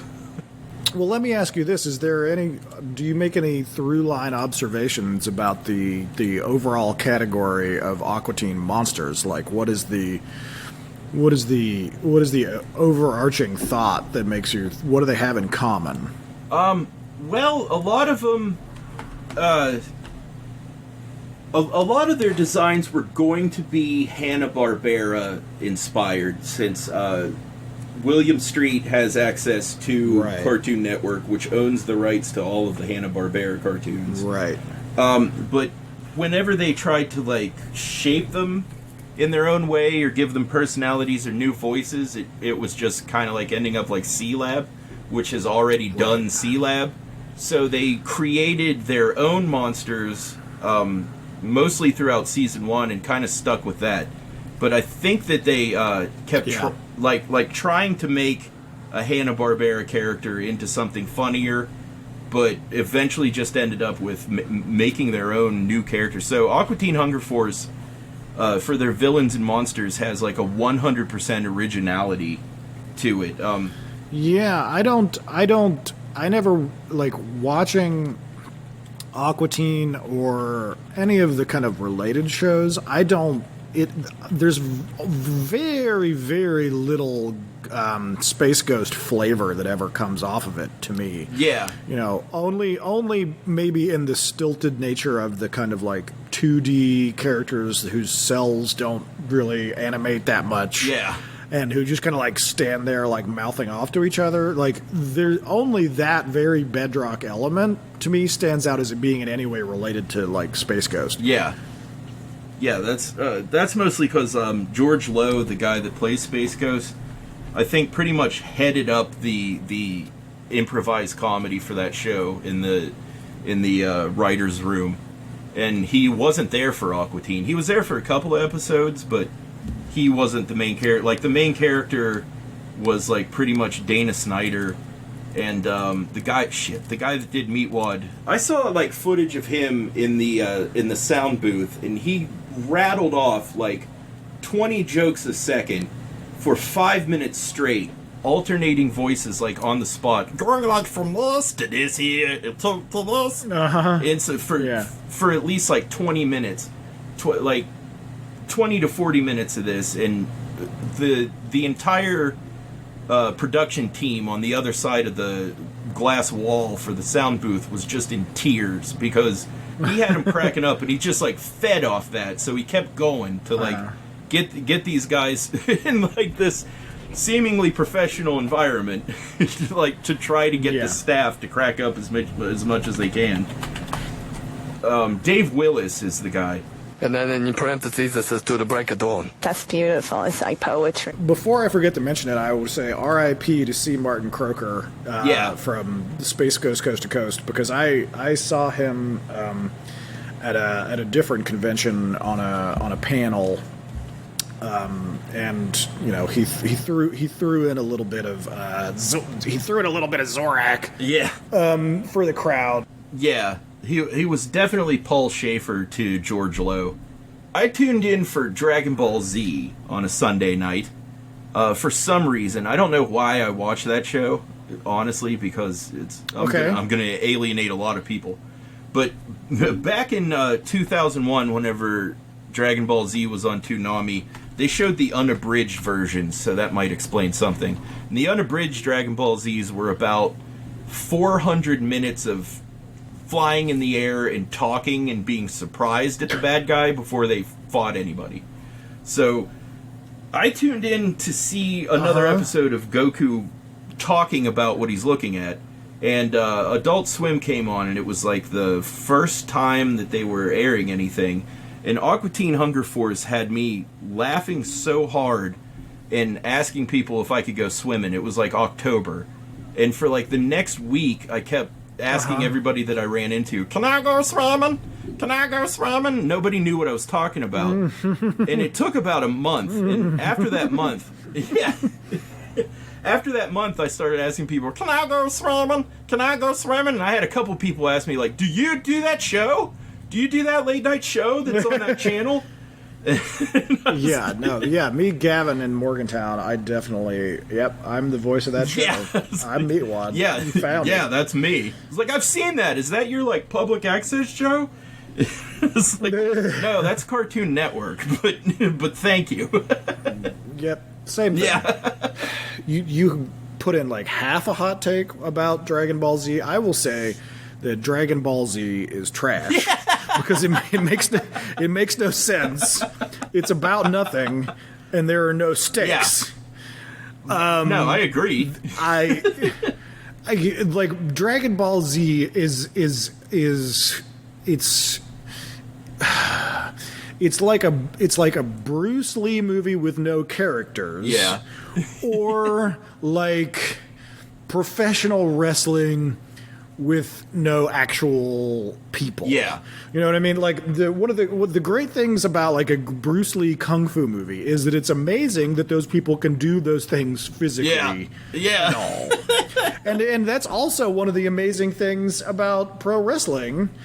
And otherwise you just have cotton candy nonsense masculine drama about talking about whose kung fu penis is bigger. And like, it turns out, since the last episode, my kung fu star penis got even bigger than yours. And everybody goes, oh. For a long time, they go, oh. For like 20 fucking minutes. And then, like, okay, well, after that guy shows off his, like, magic star kung fu penis, we go to the other character, and it turns out that his magic star kung fu penis is even bigger than that guy's. So you're like, oh, shit.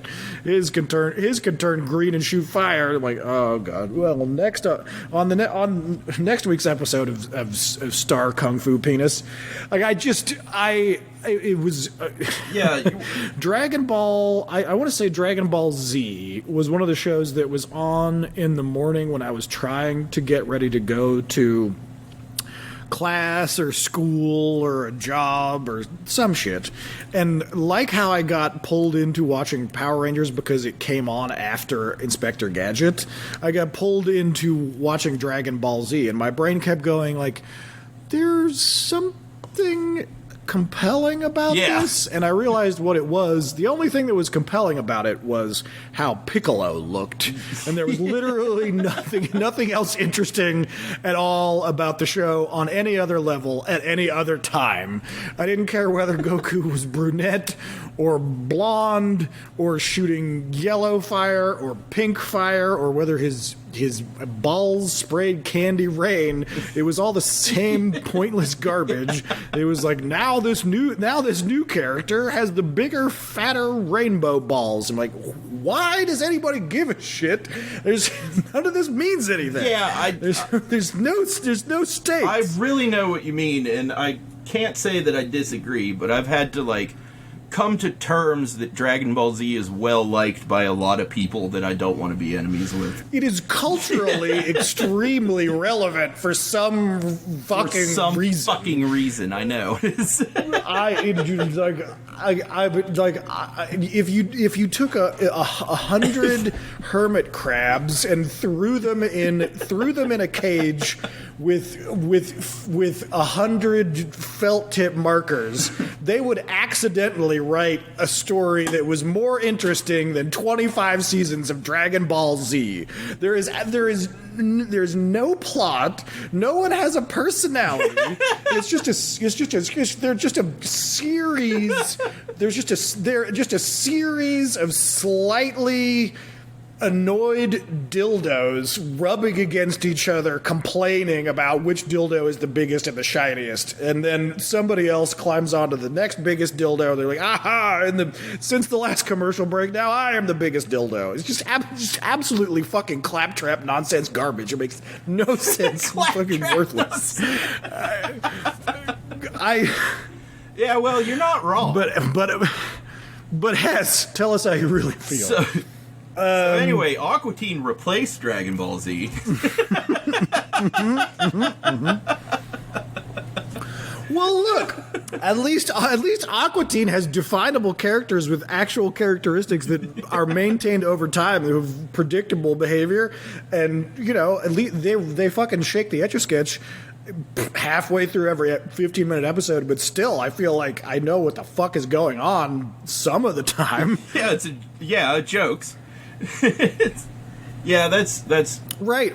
Characters, personality, and humor, or is like three things that, in my opinion, Dragon Ball Z has none of. Yeah, that's true. There's already 3 for 3 things that do not exist in that show. Yeah. Aquateen had a big part in shaping my adulthood. Okay. And tell us more about that. Well, how does that look? I would love to say that I was already telling jokes of that nature and of that caliber, but it wasn't like Aquateen kind of brought it into a way that the world could see value in its type of humor, in its type of like non sequitur, and also generally bizarre. There is an essential nonsensical absurdity to the character of the show that is different than almost anything else. It's kind of like, why give a shit? Because it's funny, but for no other reason.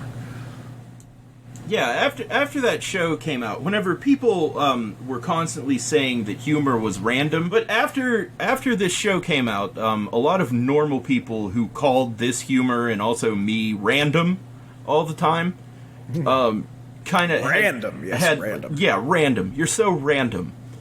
I'm so glad that disappeared. But anyway, it created, even though I hated how they said it, I don't mind being understood by normal people. That's pretty nice.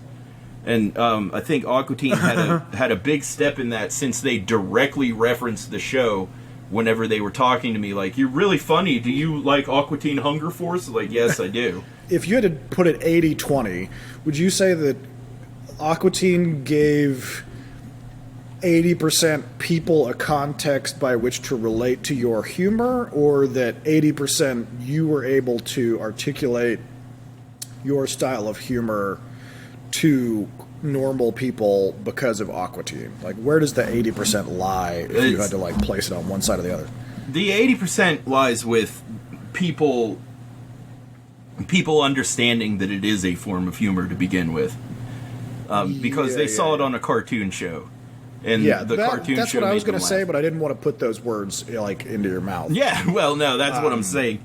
Because I think as soon as they saw it on TV and that it was a cartoon show, they immediately think, like, isn't that great? This is acceptable because television is how I make myself laugh. And and then later people that hated me for all the jokes that I tell and all the non-seriousness that I had in my youth. I seem to be serious recently, but all of that crazy bananas shit that I did in my early 20s, people began to become appealed to it, and in fact, in conversation, referenced the show, saying things like, "You could write for that show." I was like, yes, I certainly could. I'm trying to orient myself around what direction to approach this concept from, because I think that you're exactly right. And because the phenomenon that you experienced of being able to having something from culture, like a ridiculous dumb show from the Cartoon Network, recontextualize your whole approach to how you come across to people, how you're perceived by people, to, like, give them a shortcut to the way that you are, like, whether it's you, the proverbial you, not necessarily you, Gavin, but I know anybody, what you mean. But also you, Gavin, the individual. Like, there absolutely is something to that, and I think additionally there are certain kind of personalities, because I don't think everybody does this, in the sense that I don't think every brain is able to get to adulthood and then suddenly find a different something in culture that is a shortcut to the way that something that depicts how their brain works or how they communicate with people that is vastly better than everything that has shown up beforehand.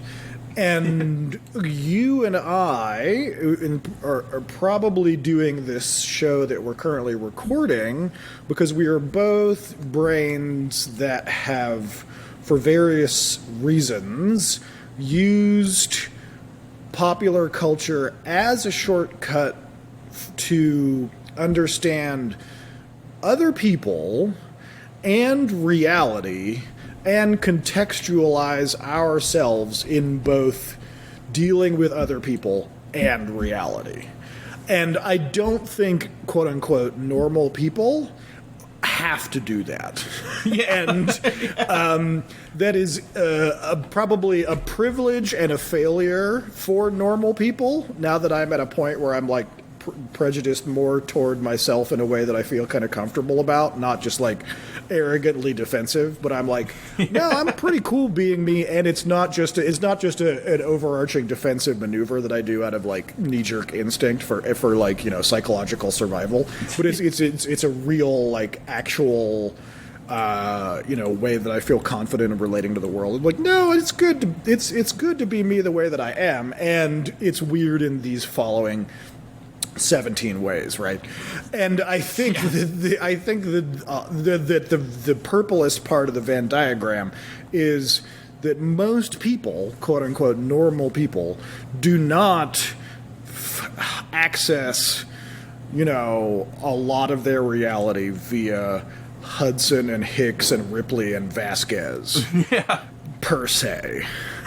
It's not a left turn that most people have to make because they just be people, and that's really great for them, probably. Sounds really convenient and low effort, and fun. You know, really footloose and fancy free. Whereas I think some of us who live in that purple part or whatever that Venn diagram is are forced to, without being aware of this forcing, to kind of access boundaries for behavior and boundaries for normalcy and boundaries for like what is and is not a good idea through cultural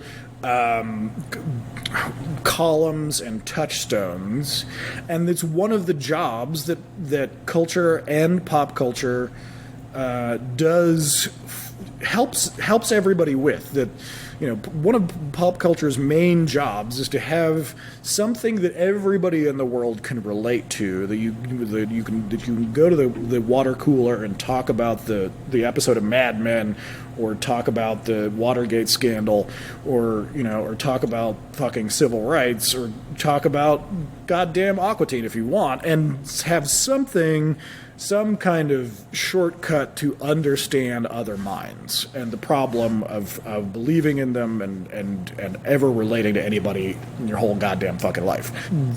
That having a touchstone, whether it's Aquateen or aliens or whatever, that you can go like, hey, by the way, if you get this pretty well, you get me a little bit. You know, that might, some people would describe that as a symptom of our kind of panopticon, nightmare, nichified, millennial landscape reality. And some people would say, no, that's a good thing. It's something that we've needed for a long time. And it's actually helping us all relate. Like, I understand something about Jordan Peele because he understands something about Tony Todd and Candyman. And I may never meet Jordan Peele, but on some level we're holding on to the same part of the elephant of culture as the various blind men standing around it, right? And I might have to cut out all of this philosophical tangent out of the show. No, do not. In fact, leave it in, because this is the direction I wanted to go to. Like, this was more about like taking another angle at the entire show, not just monsters. Okay. So like this is all perfect. Yeah, I'm not able to contextualize my own ranting in real time. No, that's exactly the point that I wanted to make. I have a couple of notes here that kind of hint towards that was the point I wanted to make, but I could not make it sound like that. I would have said something along the lines like, all the movies and stuff that are funny, that I have funny also, is so funny that people are funny. And so I'm glad that you put it that way, because it's... Yeah, like I may have incidentally just hit one or two actual points, so in the danger of trying to hit a second or third point, humor is maybe the most powerful. Humor and horror, comedy and horror, are probably the most powerful cultural columns to... Yeah, absolutely. to access with other people, because they access the most rudimentary part of our lizard minds, is to what is unreal and is absurd, and also what is possible and what is dangerous. Yeah. And those two categories, they seem sometimes they're they don't win Oscars because they're not sad people emoting necessarily, but they are ultimate in their like cultural relevance, because people want to access those. People want to access those because they have the most relatable meaning to people in their actual experience. Like, what is dangerous? What can actually happen to me? What is the worst case scenario? And what is the most embarrassing? What is the most disgusting thing that can happen? What is the most shameful thing that could happen to me? Both comedy and horror, they go out on the edge and say they deal with the worst case scenario in different areas. Yeah. Like shame and embarrassment and disgust and fluids and bodies and sex and all that shit. And so they don't win Oscars because people don't want to deal in that mud. But they're, in my opinion, a lot more relevant to the way that your brain actually has to deal with shit. So I'm always going to be with comedy and with horror above. I love What's Eating Gilbert Grape as much as the next guy, but it's comedy and horror is where it's at for me. Yeah. Cool. So I don't want to steal. I'm curious what else you have. Yeah. No, I was just going to expand on that. What's occurring to you right now? I figured out a long time ago that people laugh at something as an instinct, as mostly to try to cope with something that they don't understand, or something that they do understand but that is bizarre and takes them from what is comfortable or normal. And that's what I base like a lot of my behavior on, because I want people to have that reaction. It might be defensive because I don't want people to know the real me. The real me is an awful ocean of evil. But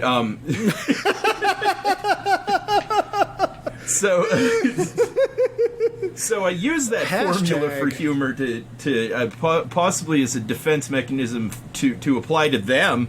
I'm keeping them safe by being so damn funny, and and so I did that a lot. And in that sense, like horror and comedy are pretty closely related, and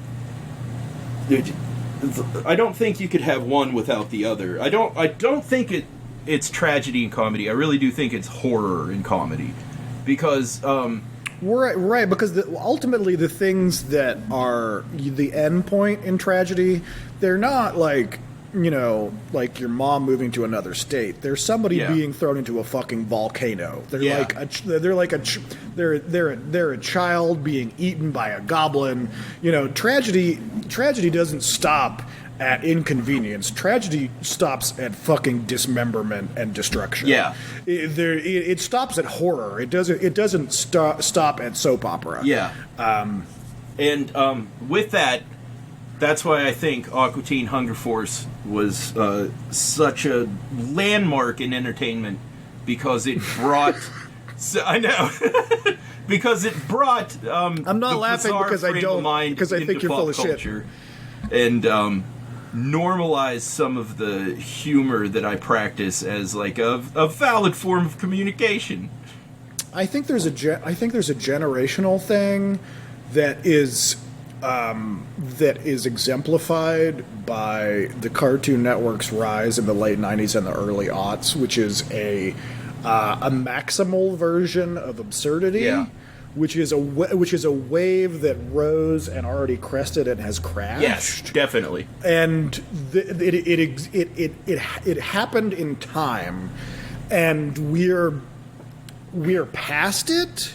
And it's not coincidental that it happened in time for us in a way that we were able to consume it year after year as consumers of it, as the either the oldest millennials or the babyest Gen Xers, and and having to swim in this world of maximum irony. Yeah. And the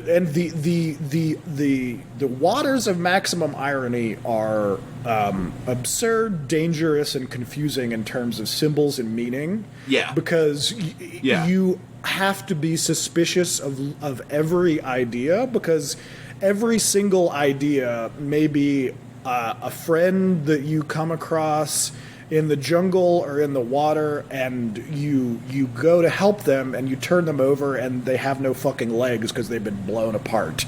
Yeah, and that's what the forest or the ocean of irony is you're expecting something beloved and standard and normal, and then you get the hyena laugh, evil version, caricature, demonic angle of it, where you're like, fuck, this was the opposite of what I expected.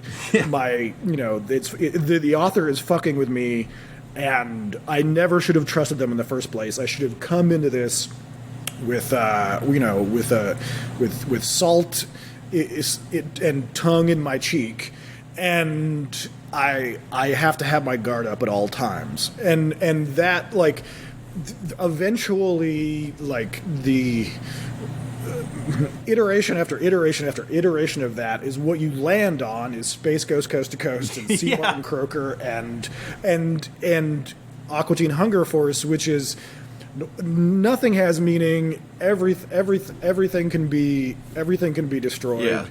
Carl said it don't matter. This don't matter. None of this matters. Yeah. Everything just becomes like a shrimp and white wine LSD nightmare. Yeah. And on that note, this is brought to you by fucking Raid Shadow Legends. Go fuck yourself.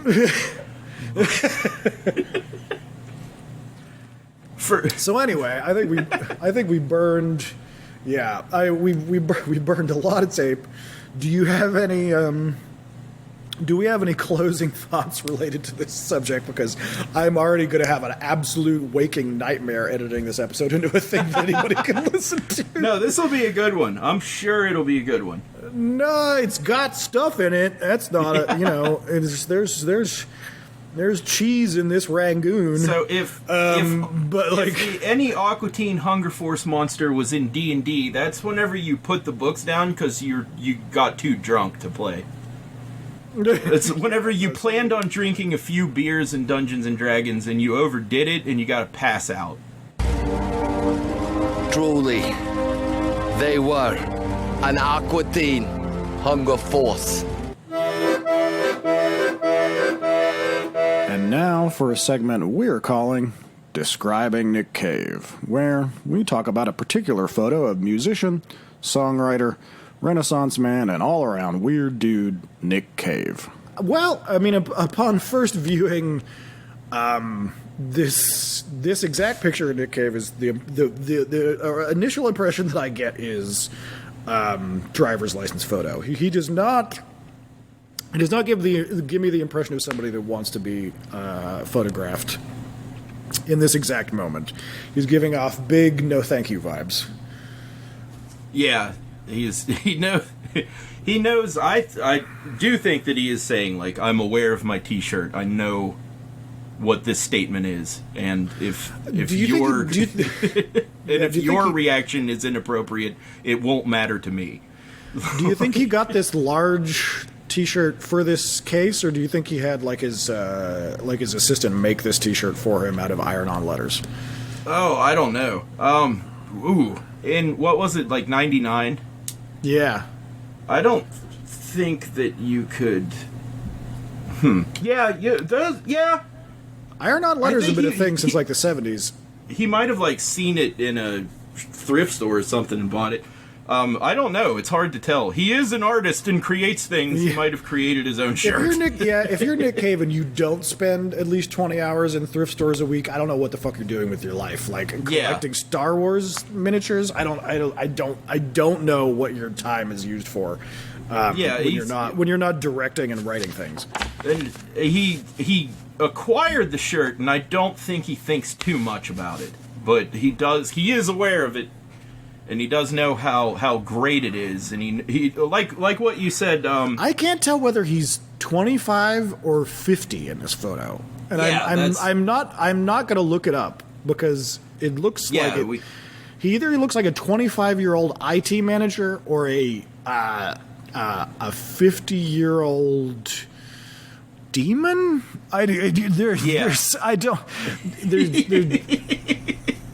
He seems to travel through time in a way that I don't understand. Yeah, me neither. Because a lot of pictures that'll have on stage from like 1996 look like how he looks right now. And a lot of pictures how he looks right now looks like how he looks like from like the 70s. And it's and it's like you can tell which one is which because he has recognizable age, I don't know, like marks, like yeah. Now some of his hair is thinning in the front, and he's got wrinkles around his mouth and more and wrinkles. Feet. But like sometimes whenever he's just screaming, his face looks like that anyway. Like it's all wrinkled up and his hair's disheveled anyway. And I can't tell if the photograph is from 1989 or 2009. And it's I did not come here with this segment to harsh on Nick Cave for being a mortal human being that gets old and has skin. Not at all. Nick Cave is such a powerful being that, like I said, all opinions will eventually surface if you look at it enough. And none of this was set out to be negative. No, he's right. I mean, I'm zoomed in on his face, and he's looking at me with the intensity of the person who is Laura Palmer's actual murderer. And, I would call that an accusation. But instead, it feels more like the truth? Question mark. I can only confess to what I see in front of me. I don't know. Yeah. David Lynch, get in contact with us. But yeah, and like 99, it might have been his drug period, and we can maybe revisit that. I'm not because there is that like ultimate reality that you get whenever you're in and out of drugs, that whenever you're like either coming down or you just do enough drugs to like kind of be okay, that you perceive everything that's going on and way better than like anybody else. And it's a bizarre feeling, and it's a frustrating access to pure reality that sober people can never achieve. Yeah. I'll also looking at this because of the this kind of like shimmery 1960s backdrop behind him. Yeah, it almost feels like he's being like documented to possibly have like a starring role in a John Waters movie. like the person on the other end is John Waters with a Polaroid. Like, okay, turn to the right. And it just that project just didn't end up coming through. He does look like he's kind of showing off. Like he's I mean, showing it's a off very how specific version of showing stance. off. Like, look how hilarious my T-shirt is. Yeah. Like, I love how my T-shirt says this. Do you like it? And here I am. Take my picture for the driver's license. Yes, this is my American's driver's license. Will I know how to drive on the right side? Oh yes, I will, because that is also what we do in the Australia. Yeah. This is how we speak in the Australia. This is how we speak in the Australia. Really? In the realm of all possibility. Yes. Where all of our brains are made of piles of crab. The Pangea. Okay. I think it's all the juice that I have for second Nick Cave. Second Nick Cave. That was I like that. Yeah, well, we love Nick Caves, but yeah, if I'll say it again. If you want to find out who killed Laura Palmer, look up this photograph.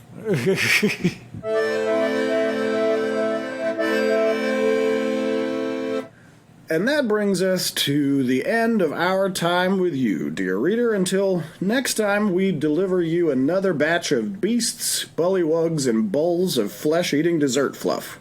If you have a suggestion or favorite monster you would like to hear us cover, send them to oopsallmonsters@gmail.com. That's oops with 2 O's and no punctuation. Also, if you have any interesting tabletop stories, we would love to hear them. So tell us about your most gruesome monster encounters and give us permission to tell the story at oopsallmonsters@gmail.com. That's oops with 2 O's, no punctuation, at gmail.com. Share an episode on your favorite social media. We've got links on our Instagram, each episode with the pictures of these monsters that we're discussing as we make the show.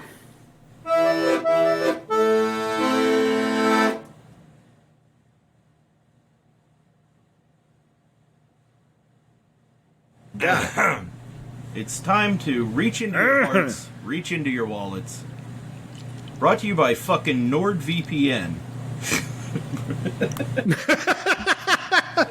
That's if that line reading doesn't get us an ad by NordVPN, I don't know what does. Brought to you by motherfucking NordVPN. Hide your shit.